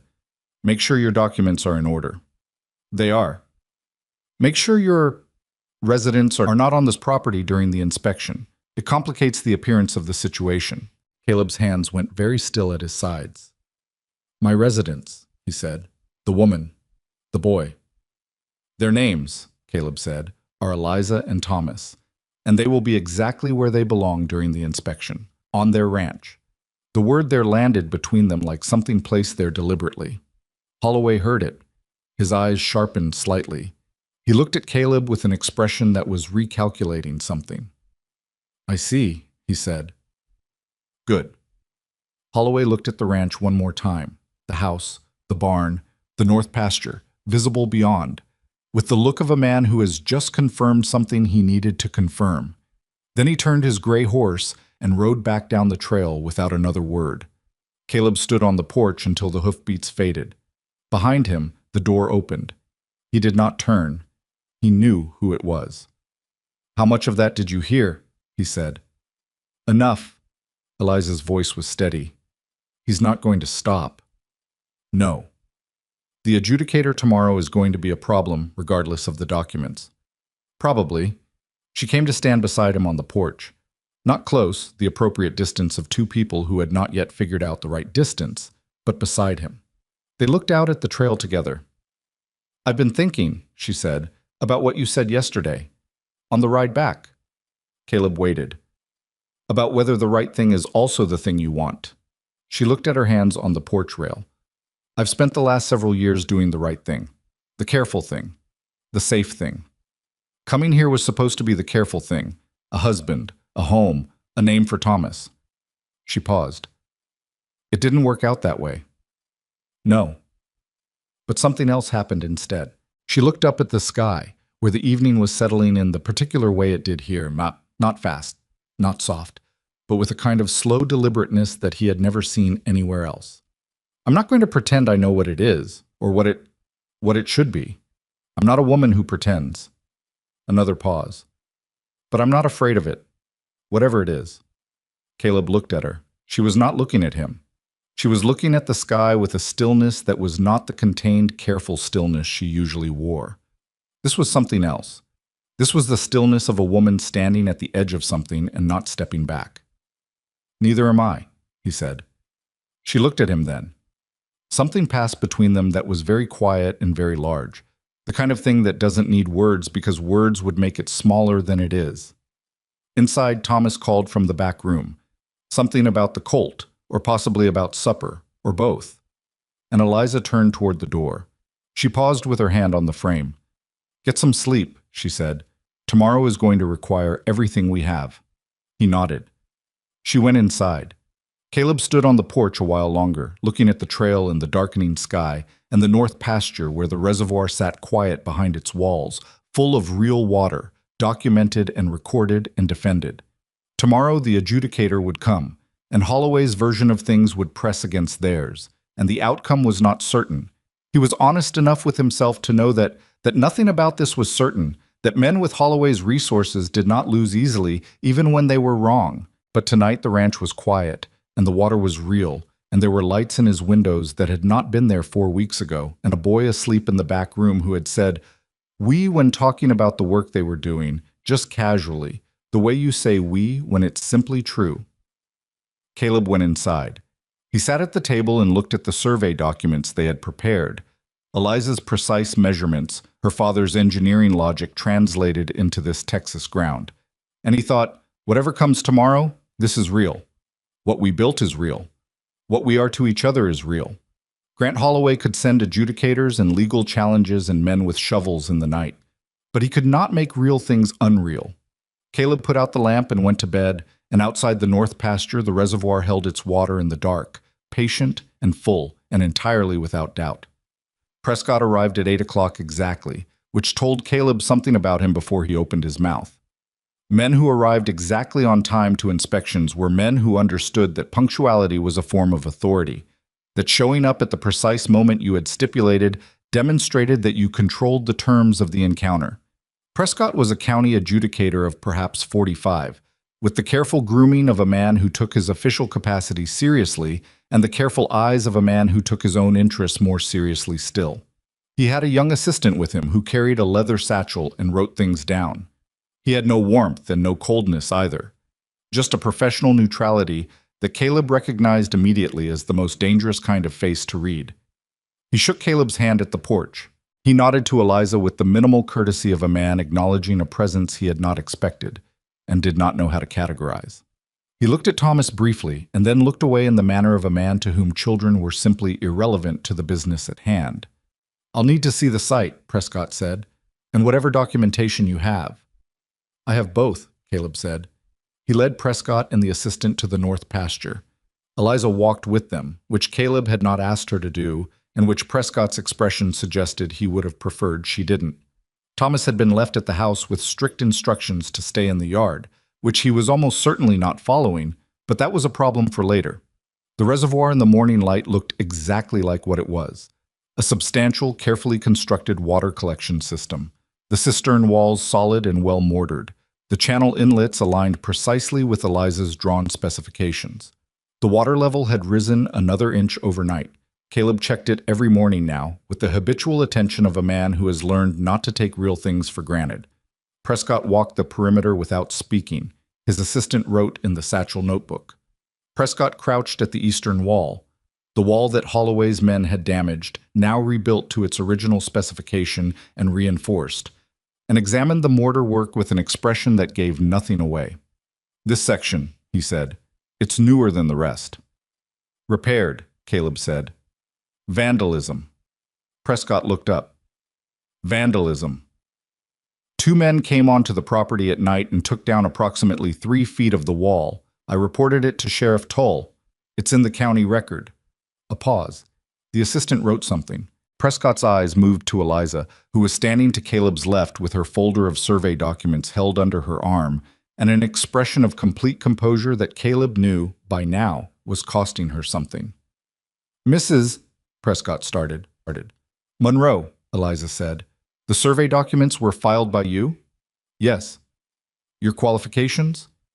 It was the kind of question designed to diminish before the answer arrived, the assumption embedded in the asking that the answer would be insufficient. Eliza had heard this kind of question before. Caleb could tell by the way she didn't react to it.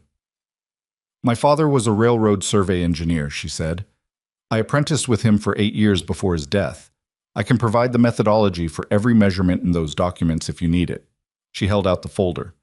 "The elevation calculations are on pages 3 and 4. The subsurface hydrology assessment begins on page 7. Prescott took the folder. He opened it. He read in silence for a long time, long enough that his assistant stopped writing and simply waited. And Caleb watched his eyes move across Eliza's precise figures and understood, from the quality of the silence, that whatever Prescott had expected to find in those pages, this was not it.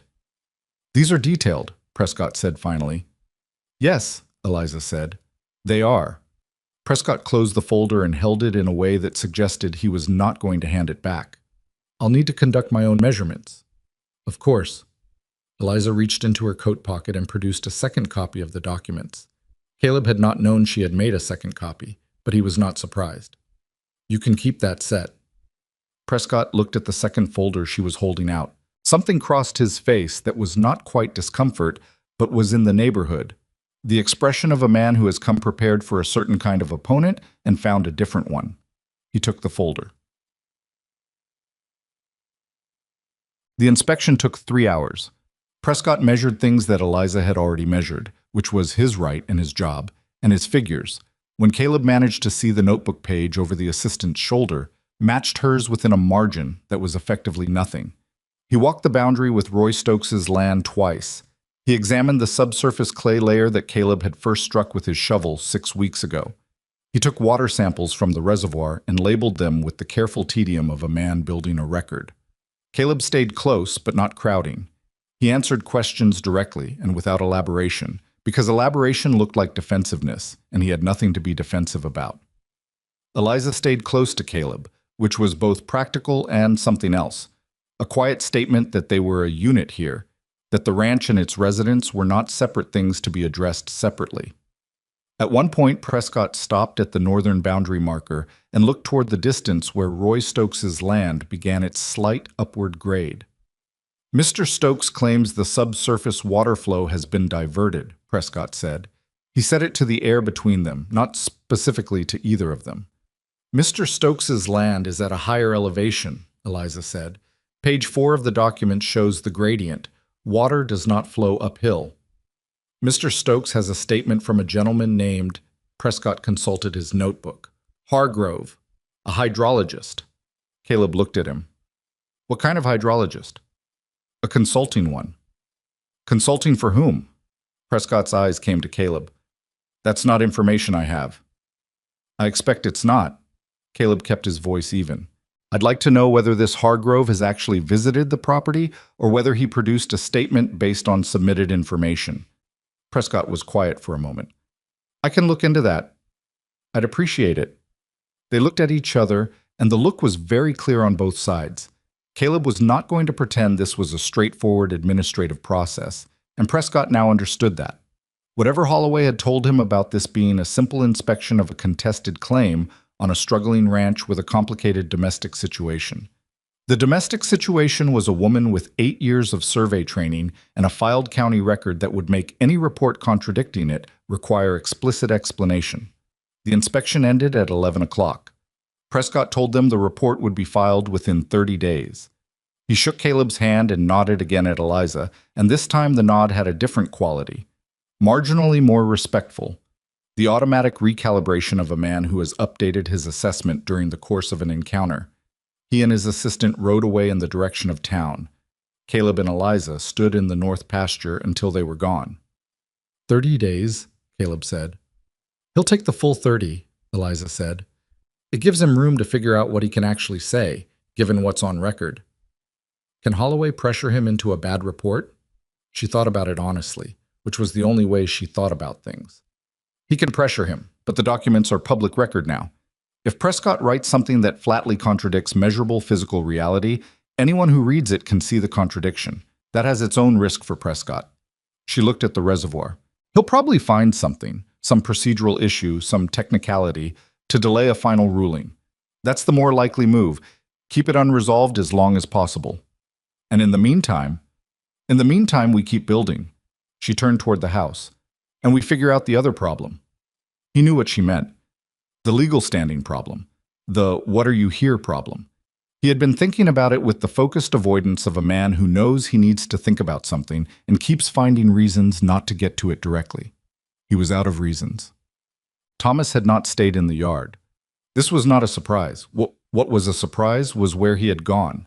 Not to the barn, not to the colt, but to the fence line on the western edge of the property, where he was sitting on the bottom rail looking out at the open ground with the particular stillness of a child who is working through something privately. Caleb found him there at noon. He leaned on the fence beside him and said nothing for a while because Thomas was a boy who did not respond well to being approached too directly. You had to come at him sideways, the way you approached a nervous horse. After a while, Thomas said, "Is the man gone?" "The inspector?" "Yes." "Was he bad?" "Not exactly. He was complicated." Thomas turned this over. "Mama looked scared." "Your mama wasn't scared," Caleb said. "She was serious. There's a difference." Thomas considered this distinction with the focused attention he brought to everything. "My old teacher looked like that when she was scared but didn't want us to know." "Your mama's tougher than most people." "I know." Thomas looked back at the open ground. He still had the wooden horse. He always had the wooden horse. Caleb had begun to understand it not as a toy exactly, but as a thinking object, something to hold when the world required processing. "Caleb." "Yeah." "Are we going to have to leave?" The question was very quiet and very direct, the way Thomas's most important questions always were, stated without preamble, because he was old enough to know that preamble was sometimes just a way of making the asker feel better and not the asked. Caleb looked at the open ground. "No," he said.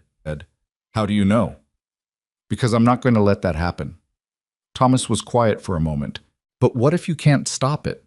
It was a 5-year-old asking an adult question, and it deserved an adult answer. And the adult answer was, sometimes you can't stop things. Sometimes the world moves in directions you didn't choose, and all your effort and intention isn't enough to hold the line. Caleb had lived that. He knew it the way you know things that have cost you. "Then we figure out the next thing," he said. "Together." Thomas looked at him. "Together?" "Yeah." "Like a family?" Caleb held the boy's gaze. Thomas's dark eyes were completely serious, completely open, waiting for the true answer without flinching from whatever it was going to be. "Like a family," Caleb said. Thomas looked at the wooden horse in his hand. He moved it along the fence rail in his thinking way. Then he said, "I never had one of those. A real one." He paused. "I mean, I had Mama, but it was always just us." "I know." "It's better," Thomas said simply. "This." He hopped off the fence and went back toward the barn with the easy motion of a child who has finished the conversation he needed to have and is now ready to move on to the next thing. Caleb watched him go and stayed at the fence for a while longer. A family, he thought. The word sat differently than it used to. He asked Eliza that evening, not the way he had planned to. He had not, if he was honest, planned to at all. Not tonight. But the day had been what it had been, and Thomas had said what he had said at the fence, and Eliza was at the kitchen table after supper with her hands flat on the wood surface and the particular look of someone who is trying to rest but cannot fully settle. and Caleb sat down across from her and said what he had been not saying for 2 weeks. "I want to ask you something," he said. "And I want you to know before I ask it that it's not because of Holloway, and it's not because of the legal standing problem, even though those things are real. It's because I've been thinking about what I said to Thomas this afternoon." She looked at him. "What did you say to him?" "That we were a family." He held her gaze. "And I meant it. And I think you should know that I meant it before I ask." Eliza was very still. "I'm not a smooth man," Caleb said. "I'm not going to pretend this is a simple thing or that I've got it all figured out. I don't. I know this ranch is a struggle, and I know I'm carrying debt, and I know the last month has been—" He stopped, started again. "But I know what I feel, and I've spent 3 years not trusting that, and I'm tired of not trusting it." He looked at his hands on the table. "I'd like you to stay. Not as a resident. Not as a... I'd like you to marry me. If that's something you could want, I understand if it isn't." The kitchen was very quiet. Outside, the coyote that had become a fixture of their evenings started up in the distance and then thought better of it and stopped. Eliza looked at him for a long time. Not the measuring look, not the assessing, calculating look she used when she was solving a problem. A different look. Something that had put down its guard and was just present. "You are not a smooth man," she said. "No. That proposal was terrible." Something shifted in his chest. "I know. I've heard better proposals from men I had no intention of saying yes to." "Eliza?"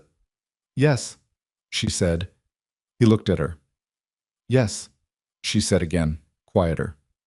"Not because of the legal standing, not because of Holloway, because of what you said to Thomas, and because you mean what you say, and because I have been trying very hard not to." She stopped. She was not a woman who lost her composure, and she did not lose it now, but it was close. She pressed her lips together. "I didn't come here expecting this. I came here expecting to be a practical arrangement for a man I'd never met. I wasn't expecting—" She gestured slightly with one hand, a gesture that encompassed the table and the kitchen and the ranch beyond and possibly everything. "Neither was I," Caleb said. "I know." She looked at him steadily. "That's why I said yes." They sat at the kitchen table in the lamplight for a while, not touching. They were still two careful people, and the moment was large enough that neither of them wanted to rush it. And the quiet between them was the best kind of quiet, the kind that is full rather than empty.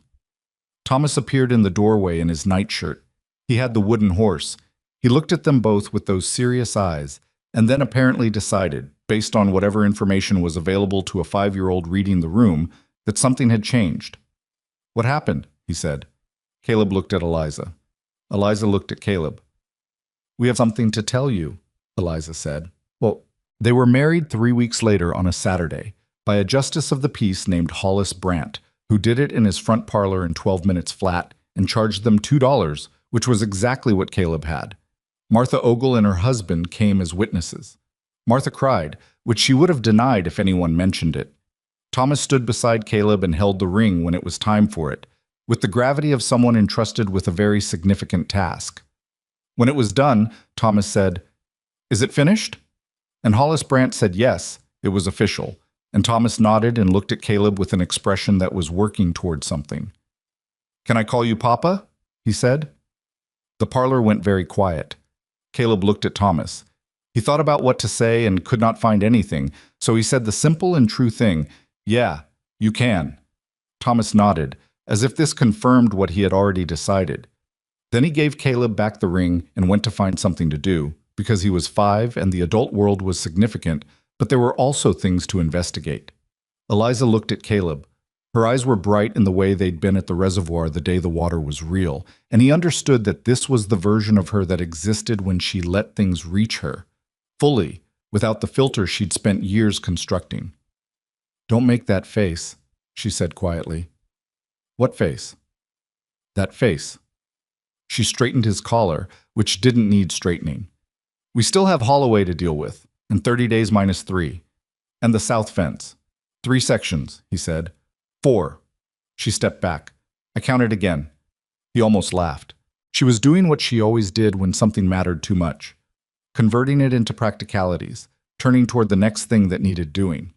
He was starting to love that about her, the way you love things that are specifically and irreducibly someone, rather than just good qualities in general.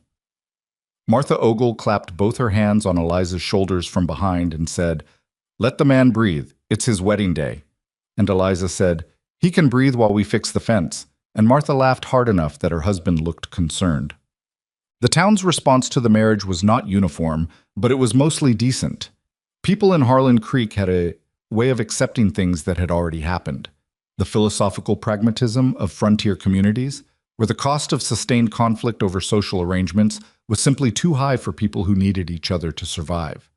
Eliza was now Eliza Whitaker, which gave her a name in the county and a legal standing that Holloway could not touch. And most people understood this even if they didn't say it. A few didn't take it well. The two women from the dry goods who had whispered when Eliza first came to town found new things to whisper about. Roy Stokes, emboldened by his existing complaint and by whatever Holloway was continuing to promise him, made a comment at the feed store that Caleb did not hear directly but heard about through the reliable circuit of frontier gossip. The comment had to do with mail-order brides and their sons, and a man's judgment when he was lonely enough.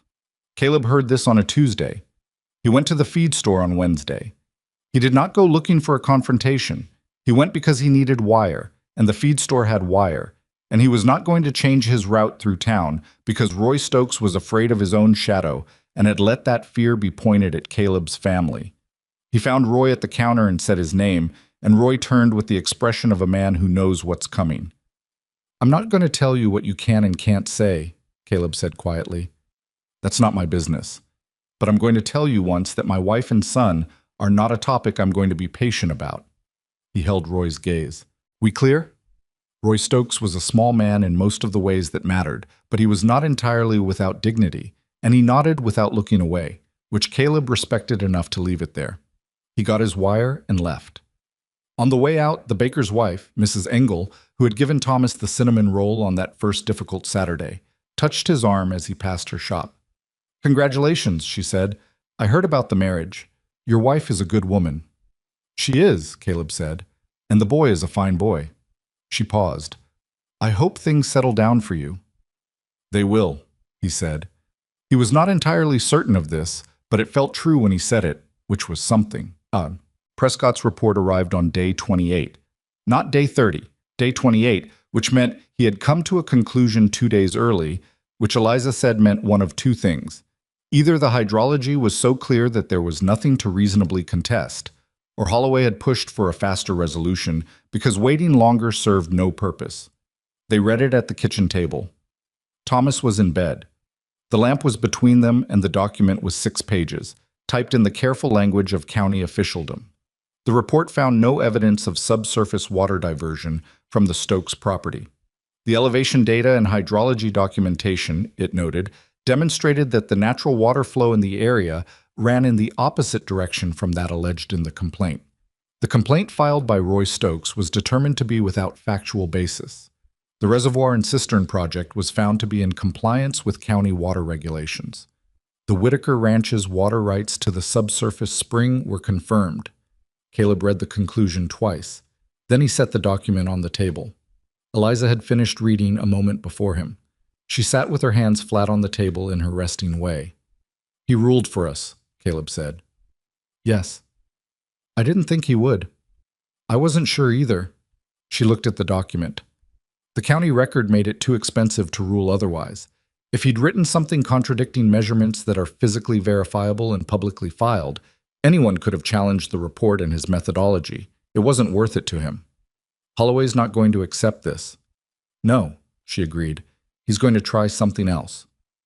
But that evening was not the time to worry about what something else looked like.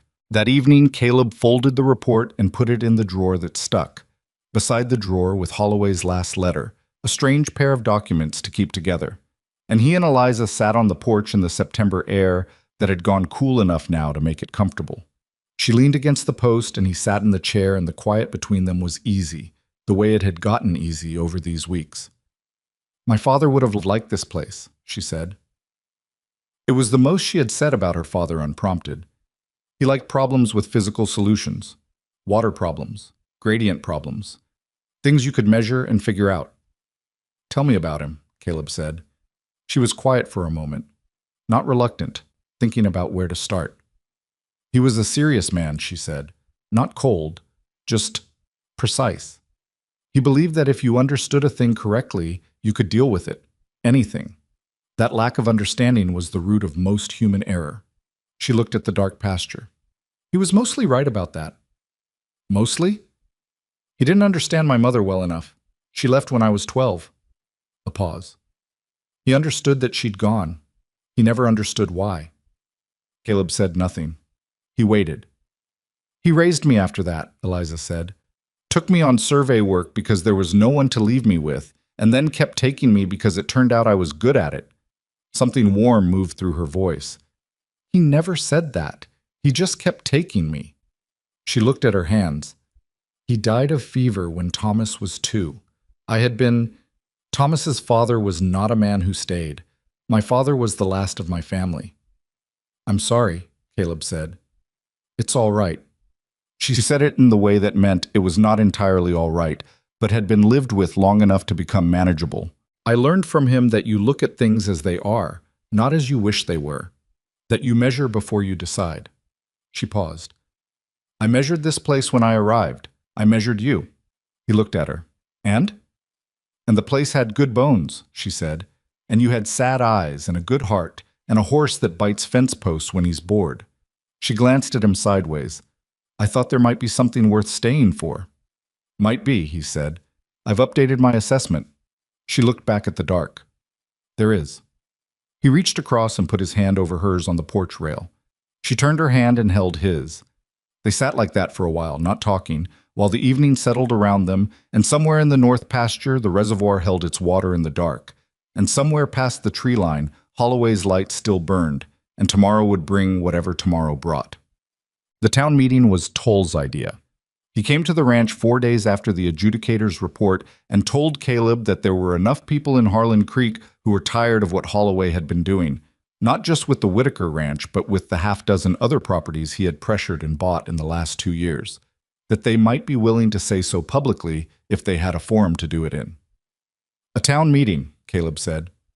Harlan Creek has a public meeting mechanism, Toll said. Town charter. Any resident can call a meeting to raise matters of community concern.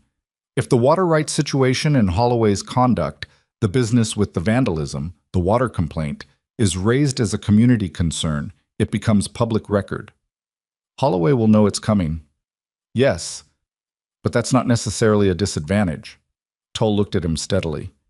It forces him to either show up and defend himself publicly or not show up and look like he's avoiding it. Neither is comfortable for a man who depends on his standing in this county. Caleb thought about it. He thought about it with Eliza that evening, and she had questions, good ones, the precise kind, about what the meeting could and couldn't accomplish, what the risks were, what it meant if Holloway showed up with lawyers versus if he showed up alone versus if he sent someone else. Can it actually stop him? She asked. Not by itself, Caleb said, but Toll thinks it can change the cost calculation. Right now, Holloway is operating like nobody else has an interest in what he's doing. If the community puts itself on record as having an interest, it's harder to act like a private matter. She nodded slowly. Who would speak? Toll says there are people willing, the Engel family. A few of the farmers he's pressured. Martha Ogle. He paused. He says you should speak too. Eliza looked at him. Me. You're the one who built the reservoir documentation. You're the one who understood what was happening with the water rights before I did.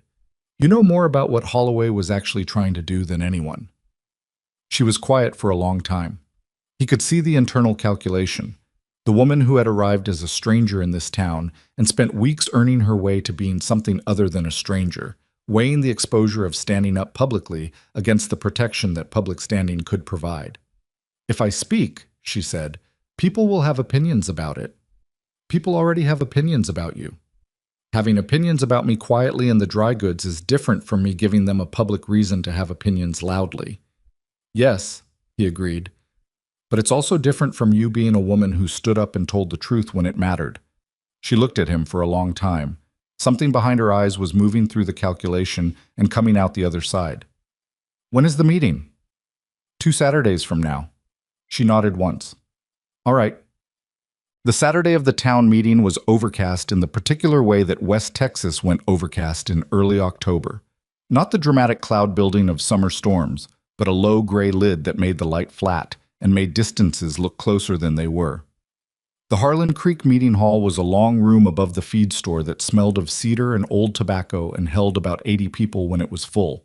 It was full today. Caleb had not expected that. He had expected a reasonable turnout, the people Tull had specifically spoken to, and perhaps a few others who had heard through the town's reliable gossip channels.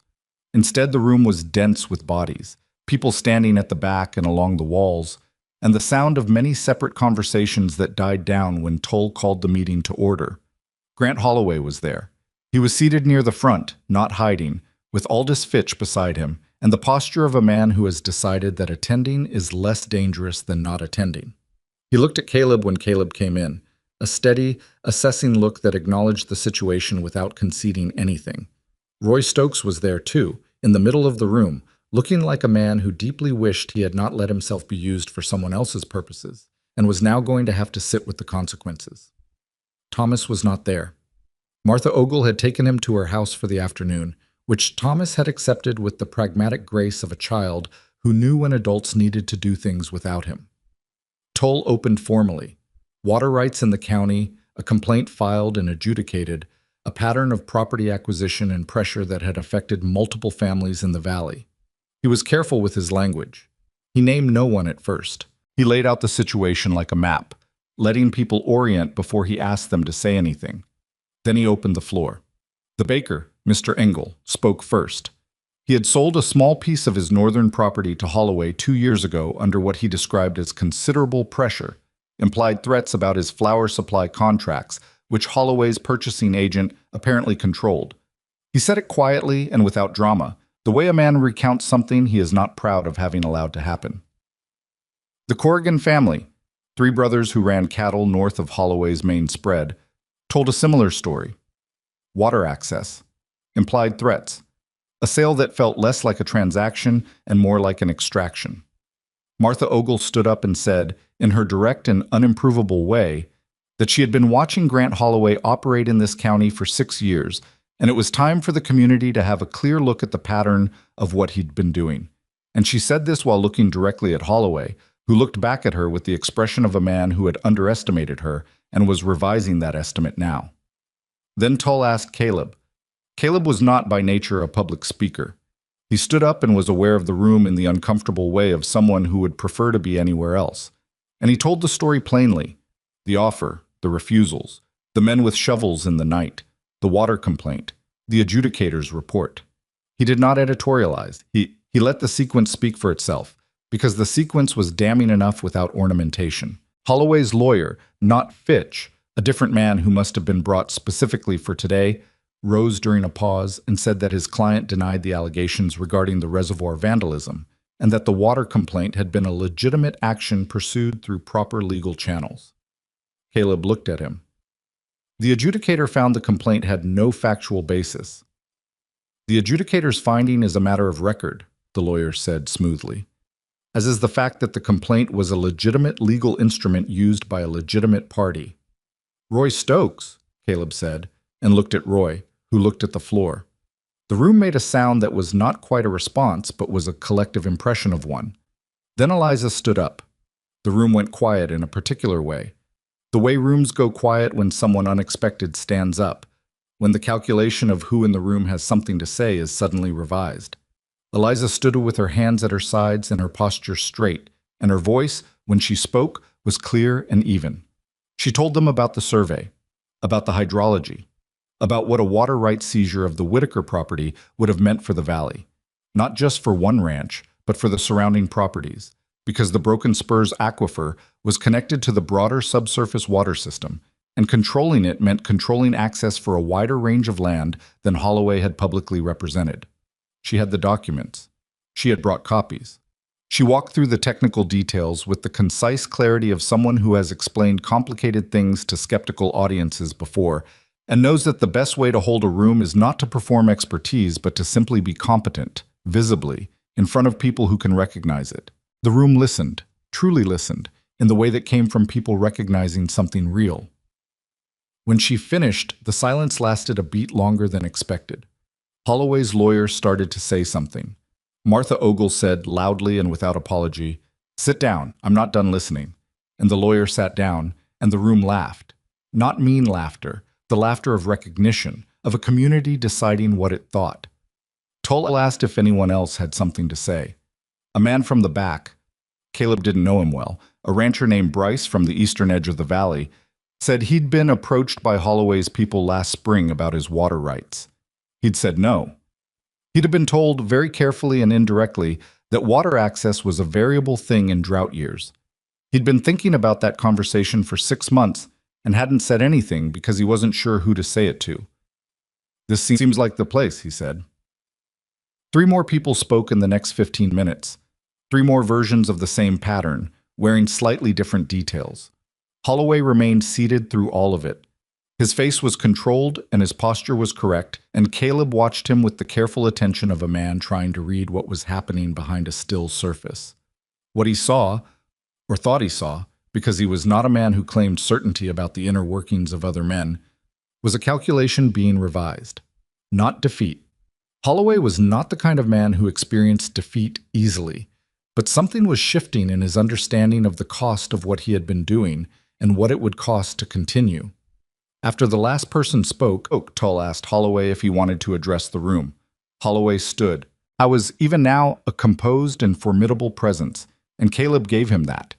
He said that he had engaged in legal and legitimate business practices throughout his time in Harlan Creek, that he was sorry if any of his neighbors had felt pressure in their dealings with him, that he valued his standing in this community and would be more attentive going forward to how his business interests were perceived by those around him. It was a careful statement. It gave up nothing directly and implied something significant indirectly, and the room received it with the skepticism of people who had just heard the preceding hour. But it was also, Caleb understood, a form of retreat, not a surrender. Men like Holloway did not surrender in public, but a step back, a recalculation of the terrain. After the meeting, in the street outside the hall, Holloway stopped beside Caleb on the way to his horse. Fitch and the lawyer were ahead of him. He stopped and said quietly, without the pleasant surface or the careful remove, "You have a capable wife, Whitaker." Caleb looked at him. "I know." The documentation was thorough. A pause.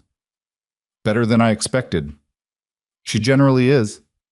Holloway looked at him for a moment. Something passed across his face. Not warmth, not exactly, but the acknowledgement of a man to a man who had held his ground. "This doesn't mean I'm done with the valley's water situation." "I know that too. But the Whitaker property."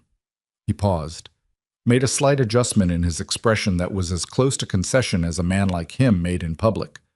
"I'll find other approaches." "That would be sensible," Caleb said. Holloway walked to his horse. He rode away in the gray October light with Fitch and the lawyer behind him, and Caleb stood in the street and watched him go. Eliza came to stand beside him. She was still holding one of the document folders, which she had brought down from the hall after the meeting. She looked at Holloway's retreating back. "What did he say?" she asked. "That you were thorough." She was quiet for a moment. "That's all?" "Essentially." "And?" Caleb looked at her. "And I think he's going to look for a different angle. But not this one. Not right now." She nodded. She looked at the empty street, the gray sky overhead, the familiar shapes of Harlan Creek in the fall afternoon.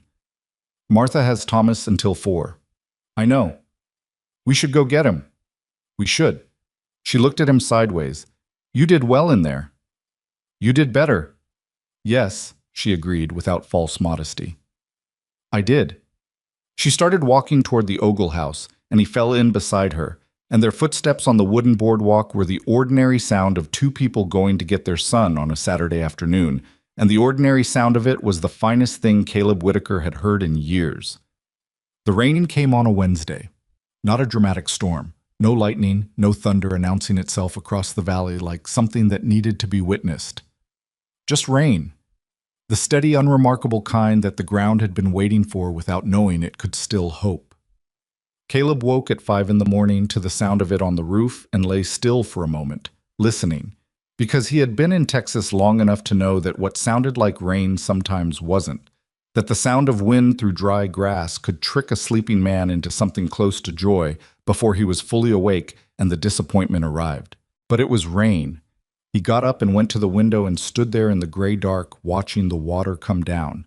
And after a while he heard Eliza come to stand beside him, and neither of them said anything because there wasn't anything to say that the sound wasn't already saying better. Thomas slept through the first hour of it. When he woke and came to the kitchen and heard the roof and looked at the window and understood what he was hearing, he said, "Is that?" And Caleb said yes before he finished the sentence. And Thomas went to the door and opened it and stood in the doorway with his feet on the threshold and his face tipped slightly upward. "It's cold," he reported. "Rain usually is," Eliza said. "I like it." He stood there another moment. Then, "Is the reservoir filling?" "If it's raining here, it's raining up the watershed too," Caleb said. "The channels will be moving." Thomas looked at him with the expression that meant he needed to see this for himself and was calculating how quickly he could make that happen. "Can we go look?" They went at noon when the rain had eased to a drizzle. All three of them, in coats, Thomas in the middle with his boots making satisfying sounds in the newly soft ground. The north pasture smelled the way land smells when it finally gets what it needed. Not the pleasant decorative smell of rain on clean pavement somewhere civilized, but the deep, almost violent smell of dry earth releasing something it had been holding for too long. The reservoir was 3 inches higher than the morning before. The channel from the barn roof was running a steady, clear thread of water. The eastern channel, the one Eliza had adjusted 10 degrees north, the one they had argued gently about for an afternoon before he'd agreed she was right, was carrying more water than either of them had anticipated. Thomas stood at the edge and looked down at the rising water with the wooden horse in his hand and an expression of complete satisfaction. "It worked," he said, the same words he'd used the first time. But different now, fuller. That first time had been the surprise of something barely dared. This was the confirmation of something they had built and believed in through the weeks it was uncertain, through the legal challenge and the night with the shovels and the town meeting and all the days of weather watching with the particular anxiety of people whose survival was attached to what the sky did. "It worked," Caleb said. Eliza crouched at the waterline and put her fingers in. Cold, dark water, the same water Thomas had touched that first day. She looked at her wet hand for a moment, and Caleb watched her face, and what was on it was something he had not seen there before. Not the relief of a problem solved, but the deeper thing underneath the relief. The feeling of having built something real and seen it hold. She looked up at him. My father would have had something precise to say about the flow rate. What would he have said? She considered it. Probably something like adequate, given the gradient. She smiled. The full version, rare and worth waiting for. He wasn't effusive. Neither are you, Caleb said. No. She stood up. But I'm standing in a wet field in October next to a reservoir we dug by hand, and I think that says something. He put his arm around her and she leaned into him with the ease of someone who has decided to trust the ground they are standing on. And Thomas looked at the water and then at them and apparently decided this was all acceptable because he turned back to the reservoir and began telling the wooden horse about the channel system with the patient thoroughness of someone who has recently learned something and wants to make sure all parties are informed. Roy Stokes withdrew his water complaint formally that November in a brief letter to the county that said almost nothing and meant a great deal. Caleb heard about it from Tull, who delivered the news with the understated satisfaction of a man who had been waiting for it. Roy Stokes did not apologize. He was not, in Caleb's estimation, going to apologize. He was too small in his particular way for that. But he stopped speaking about the Whitaker Ranch and the feed store, and he nodded when he passed Eliza on the main street, which was the closest thing to acknowledgement a man like that could manage, and was, Caleb decided, sufficient. Grant Holloway did not disappear from the valley. Caleb had not expected him to. Men with that kind of money and that kind of appetite for acquisition did not simply redirect themselves because of a town meeting and an adjudicator's report. But the nature of his presence changed. He was still there, still buying land where he could, still controlling certain supply contracts that gave him leverage with certain people. But the Whitaker Ranch was off his visible agenda, and the open pressure stopped, and the silence where the pressure had been was its own kind of answer. Caleb thought about this sometimes, about what it was, exactly, that had stopped Holloway. Not courage alone, though there had been that. Not the legal documents alone, though they had mattered. What had changed the calculation was that Holloway had come expecting to deal with a lonely man on a failing ranch, and had instead encountered something he hadn't accounted for. Two people who were each, separately, capable of holding their ground, and who together were something different again from the sum of what they were individually. A man who had spent 3 years failing to care about anything was harder to pressure than a man with obvious vulnerabilities. A woman who could build an airtight hydrological survey and present it to a room full of skeptical neighbors was not the convenient target that a mail-order bride with no local standing had appeared to be. Holloway had done his arithmetic on the wrong numbers. By the time he corrected the calculation, the cost of continuing had risen past what the land was worth to him, and he was, above all else, a man who understood cost. Thomas learned to ride that winter. Not well, not with any of the ease that would come in a few years when his body caught up to his ambition and his nerves settled into something more proportionate to his actual experience. He learned badly and enthusiastically, which was the right way to learn something you genuinely wanted to do. He fell off the colt twice and got back on both times with the determined expression of someone who has decided that falling is a data point rather than a verdict. The colt, who had grown since the summer and was beginning to develop opinions of his own that complicated the training considerably, seemed to have decided that Thomas was acceptable. Not easy, but acceptable. They suited each other, Caleb thought, in the way that two young things that don't quite know what they're doing sometimes find a working arrangement based mostly on stubbornness and proximity. He watched them from the fence on a Saturday afternoon in December, this boy who was his son now, in the only way that finally mattered, legally, daily, completely, and felt the feeling he had stopped expecting to feel again. Not happiness exactly, or not only happiness. Something more durable than that. The feeling of a man who has stopped waiting for the loss that is coming and started paying attention to what is actually in front of him. He had lost things. He would lose more things. That was the deal, the one nobody announces when you arrive and nobody can renegotiate on your behalf. His first wife. The baby. The 3 years of silence. These things had happened and they were still true and they were part of him. He was not a man who believed that new joy canceled old grief. I was a man who had learned, slowly and against his own resistance, that they could exist together, that the space inside a person was not so small that one had to leave for the other to be present. Eliza came to stand beside him at the fence. "He's going to fall again," she said. "Probably. He's leaning too far forward. He knows. He'll correct it or he won't." She watched Thomas make a lopsided circle on the colt, correcting and overcorrecting and correcting again, with the endless trial and error of a child who has not yet developed the self-consciousness to be embarrassed by the process. "He's like my father," she said. "Keeps looking at the problem until he understands it." "He's like you," Caleb said.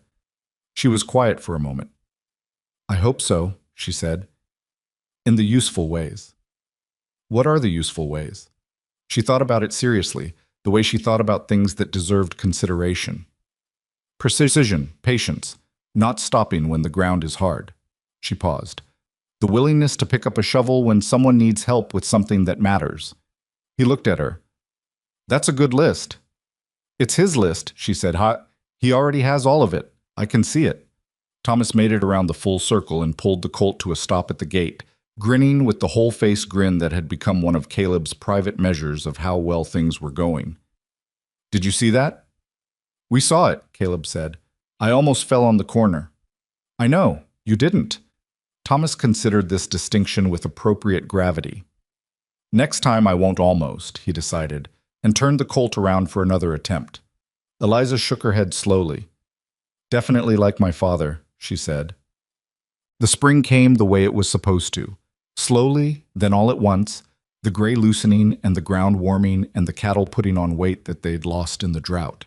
The reservoir had held through the winter, through 2 more rain events that had filled the channels and run clean into the cistern, and the water level in early April was the highest it had been since Caleb had owned this land. He hired a second man to help with the cattle, not because he could easily afford it, but because the ranch was finally producing enough that a second man made economic sense, which was a sentence he had not been able to say in 3 years. He repaired the south fence, all 4 sections. He did it over 3 days, working from first light, and on the last day Thomas came and held boards while Caleb drove nails, which was not very efficient and added an hour to the work and was the best hour of those 3 days. He paid down half the Abilene debt. These were small things. They were not the resolution of a story, because his life was not a story with a resolution. It was a life, ongoing and unfinished, with the ordinary ratio of good days to hard ones, and the occasional disaster, and the persistent question of whether the work you are doing is going to amount to anything. He knew that. He had always known it. What had changed was not the uncertainty, but what he brought to the uncertainty, which was 2 people instead of 1, and a boy who carried a wooden horse and had opinions about everything. The family you build out of the wreckage of the life you expected is not a consolation prize. That is what Caleb understood, standing on the porch on an April evening watching the light go long and gold across a pasture that had water in its ground again. It is not the thing you settle for when the thing you wanted didn't work out. It is its own thing entirely, earned differently, built differently, resting on a different foundation, and stronger in some ways for having been assembled by people who understood what it cost to lose something and chose, in full knowledge of that cost, to try again. He had walked away from a railway station bench with a woman and a boy who had nothing and nowhere, and he had done it without a plan and without certainty, and because the alternative was a version of himself he did not want to be. That was the whole of it, not heroism, not even, really, generosity, just a refusal to walk away from 2 people who needed the world to not be as indifferent as it was showing every sign of being. And the world, in this particular instance, had returned the favor. Eliza came out with 2 cups of coffee and sat in the other chair and handed him one. The coffee was strong and slightly too hot, the way she always made it. He had stopped mentioning this. It was, he had decided, not a complaint worth making. Thomas was inside at the kitchen table drawing. He had moved from charcoal to a set of pencils Martha Ogle had given him for his 6th birthday, and his drawings had gotten more ambitious in proportion to his materials. He was, last Caleb had seen, drawing the reservoir in careful detail, with channels and measurements labeled in the painstaking block letters of a child who had been taught that precision mattered. He labeled the East Channel, Eliza said. He asked me how to spell gradient. What did you tell him? I told him. Then I told him what it meant. She held her cup. He said he already knew what it meant. Caleb smiled. Does he? More or less, She looked at the pasture. He's going to be good at this. The technical thinking. She paused. If there's a way to give him more formal education, mathematics, engineering principles. There's a school starting in Haskell next year. I heard about it from Martha. How far is Haskell? Far enough that it would require planning. She looked at him. I'm not saying now, I'm saying eventually. Eventually, he agreed. This was how they planned, not in declarations, but in gradually, in eventually, in the quiet accumulation of intentions that would become decisions when the time was right. It was the way 2 practical people who had both been burned by certainty learned to move toward the future without demanding that it commit to them first. The evening settled in. The cattle made their sounds in the north pasture. Somewhere past the barn, the colt shifted his weight against the fence in the bored, repetitive way he had, and Caleb made a mental note to give him more work tomorrow because an idle colt was a troublesome colt, and Thomas was not yet ready for troublesome. Caleb, Eliza said. Yeah. She was looking at the pasture. The light was almost gone, just a thin gold line at the horizon where the day was finishing its business. I was on that platform for 3 hours, she said, after Edmund Greer didn't come. I sat there and I thought I had made the worst decision of my life. Coming all this way, trusting a letter, a name, a promise. She paused. I thought Thomas was going to grow up watching me try to recover from my own foolishness. Caleb said nothing. He waited. And then this man walked over, she said, who didn't know me and had no reason to stop and looked like he hadn't slept well in about 3 years, and he asked if we needed somewhere to go. She looked at him. You were so uncomfortable, she said. You had no idea what you were doing. I still don't, he said. I know. Something in her voice was quiet and full and completely unguarded. But you stopped. That's the thing. When it would have been easier to keep walking, you stopped. She looked at her hands. I think about that. What a small thing it was. What a large thing it turned out to be. He thought about it too sometimes, the version of that afternoon where he didn't stop, where he told himself it wasn't his business, which would have been true, and walked past, which would have been easy, and went back to a ranch that was dying and spent the next few years watching it finish the job. The version of himself that existed in that branch of things was not a bad man. He was just a man who had let his grief convince him that the world was finished offering him anything worth having. He was glad he had been wrong about that. "I stopped," he said, "because your son was trying to be brave and he was 5 and it broke something open in me that I thought I had sealed up." He looked at her. "I'm glad it did." Eliza nodded once. She looked back at the horizon, where the last of the light was going. Inside, Thomas called, "Mama, how do you spell cistern?" Eliza closed her eyes briefly, the expression of a woman summoning patience that was actually very close to the surface and did not require much summoning. "Cistern," she called back. A pause. Then, "Is that a real word?" "It is a very real word," Eliza said. "You have been playing next to one for 6 months." Silence. Then the sound of pencil on paper. Caleb looked at the dark pasture and the full reservoir and the lit kitchen window with the small shape of a boy bent over his drawings, and he held his too-hot coffee and thought, this is the thing, not the dramatic version, not the moment at the station, or the night with the rifle, or the town meeting, or the rain filling the channels. Those were the events. This was the thing itself, this ordinary, imperfect, slightly too hot evening on a porch that needed repainting, with a woman beside him who made strong coffee and thought in gradients, and a boy inside who wanted to know how to spell the names of things he was learning to understand. This was what it meant to not be alone. He had forgotten and then remembered, and the remembering had cost him enough that he was not going to take it lightly again. The last of the light went. The stars came out over the Texas plain the way they always did, completely, without reservation, as if darkness were simply the condition under which they finally had room to show what they were. Caleb and Eliza sat on the porch and drank their coffee and did not need to say anything else, because the evening was saying it and the reservoir was saying it, and the sound of a 6-year-old carefully spelling out the names of things he intended to understand was saying it better than either of them could. The broken spur was not broken anymore, and the man who had stopped at a railway platform because a small boy was trying to be brave had gotten back. In the end, more than he had known he was missing, which is perhaps the only way such things ever come. Not announced, not deserved in any clean and simple sense, just offered, quietly, to the person who was still paying enough attention to notice.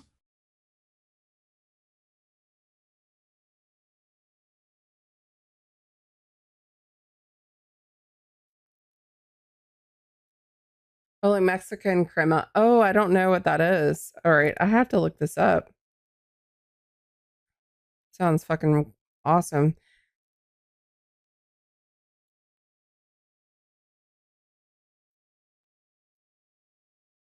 All right, sounds good, Sadriana. Oh, you are amazing as well.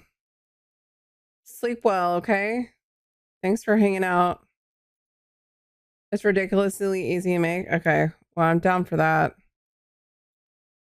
I love easy to make. I'm ready. I'm ready. Drum roll ready.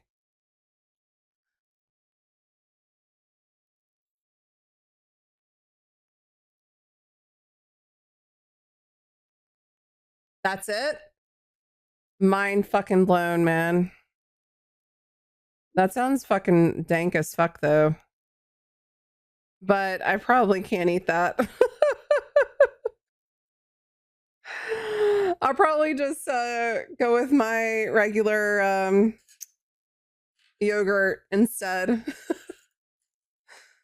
I do love some yogurt with lemon in it, though. Yeah, I am. Big time. Big fucking time. Unfortunately. Yeah, I gotta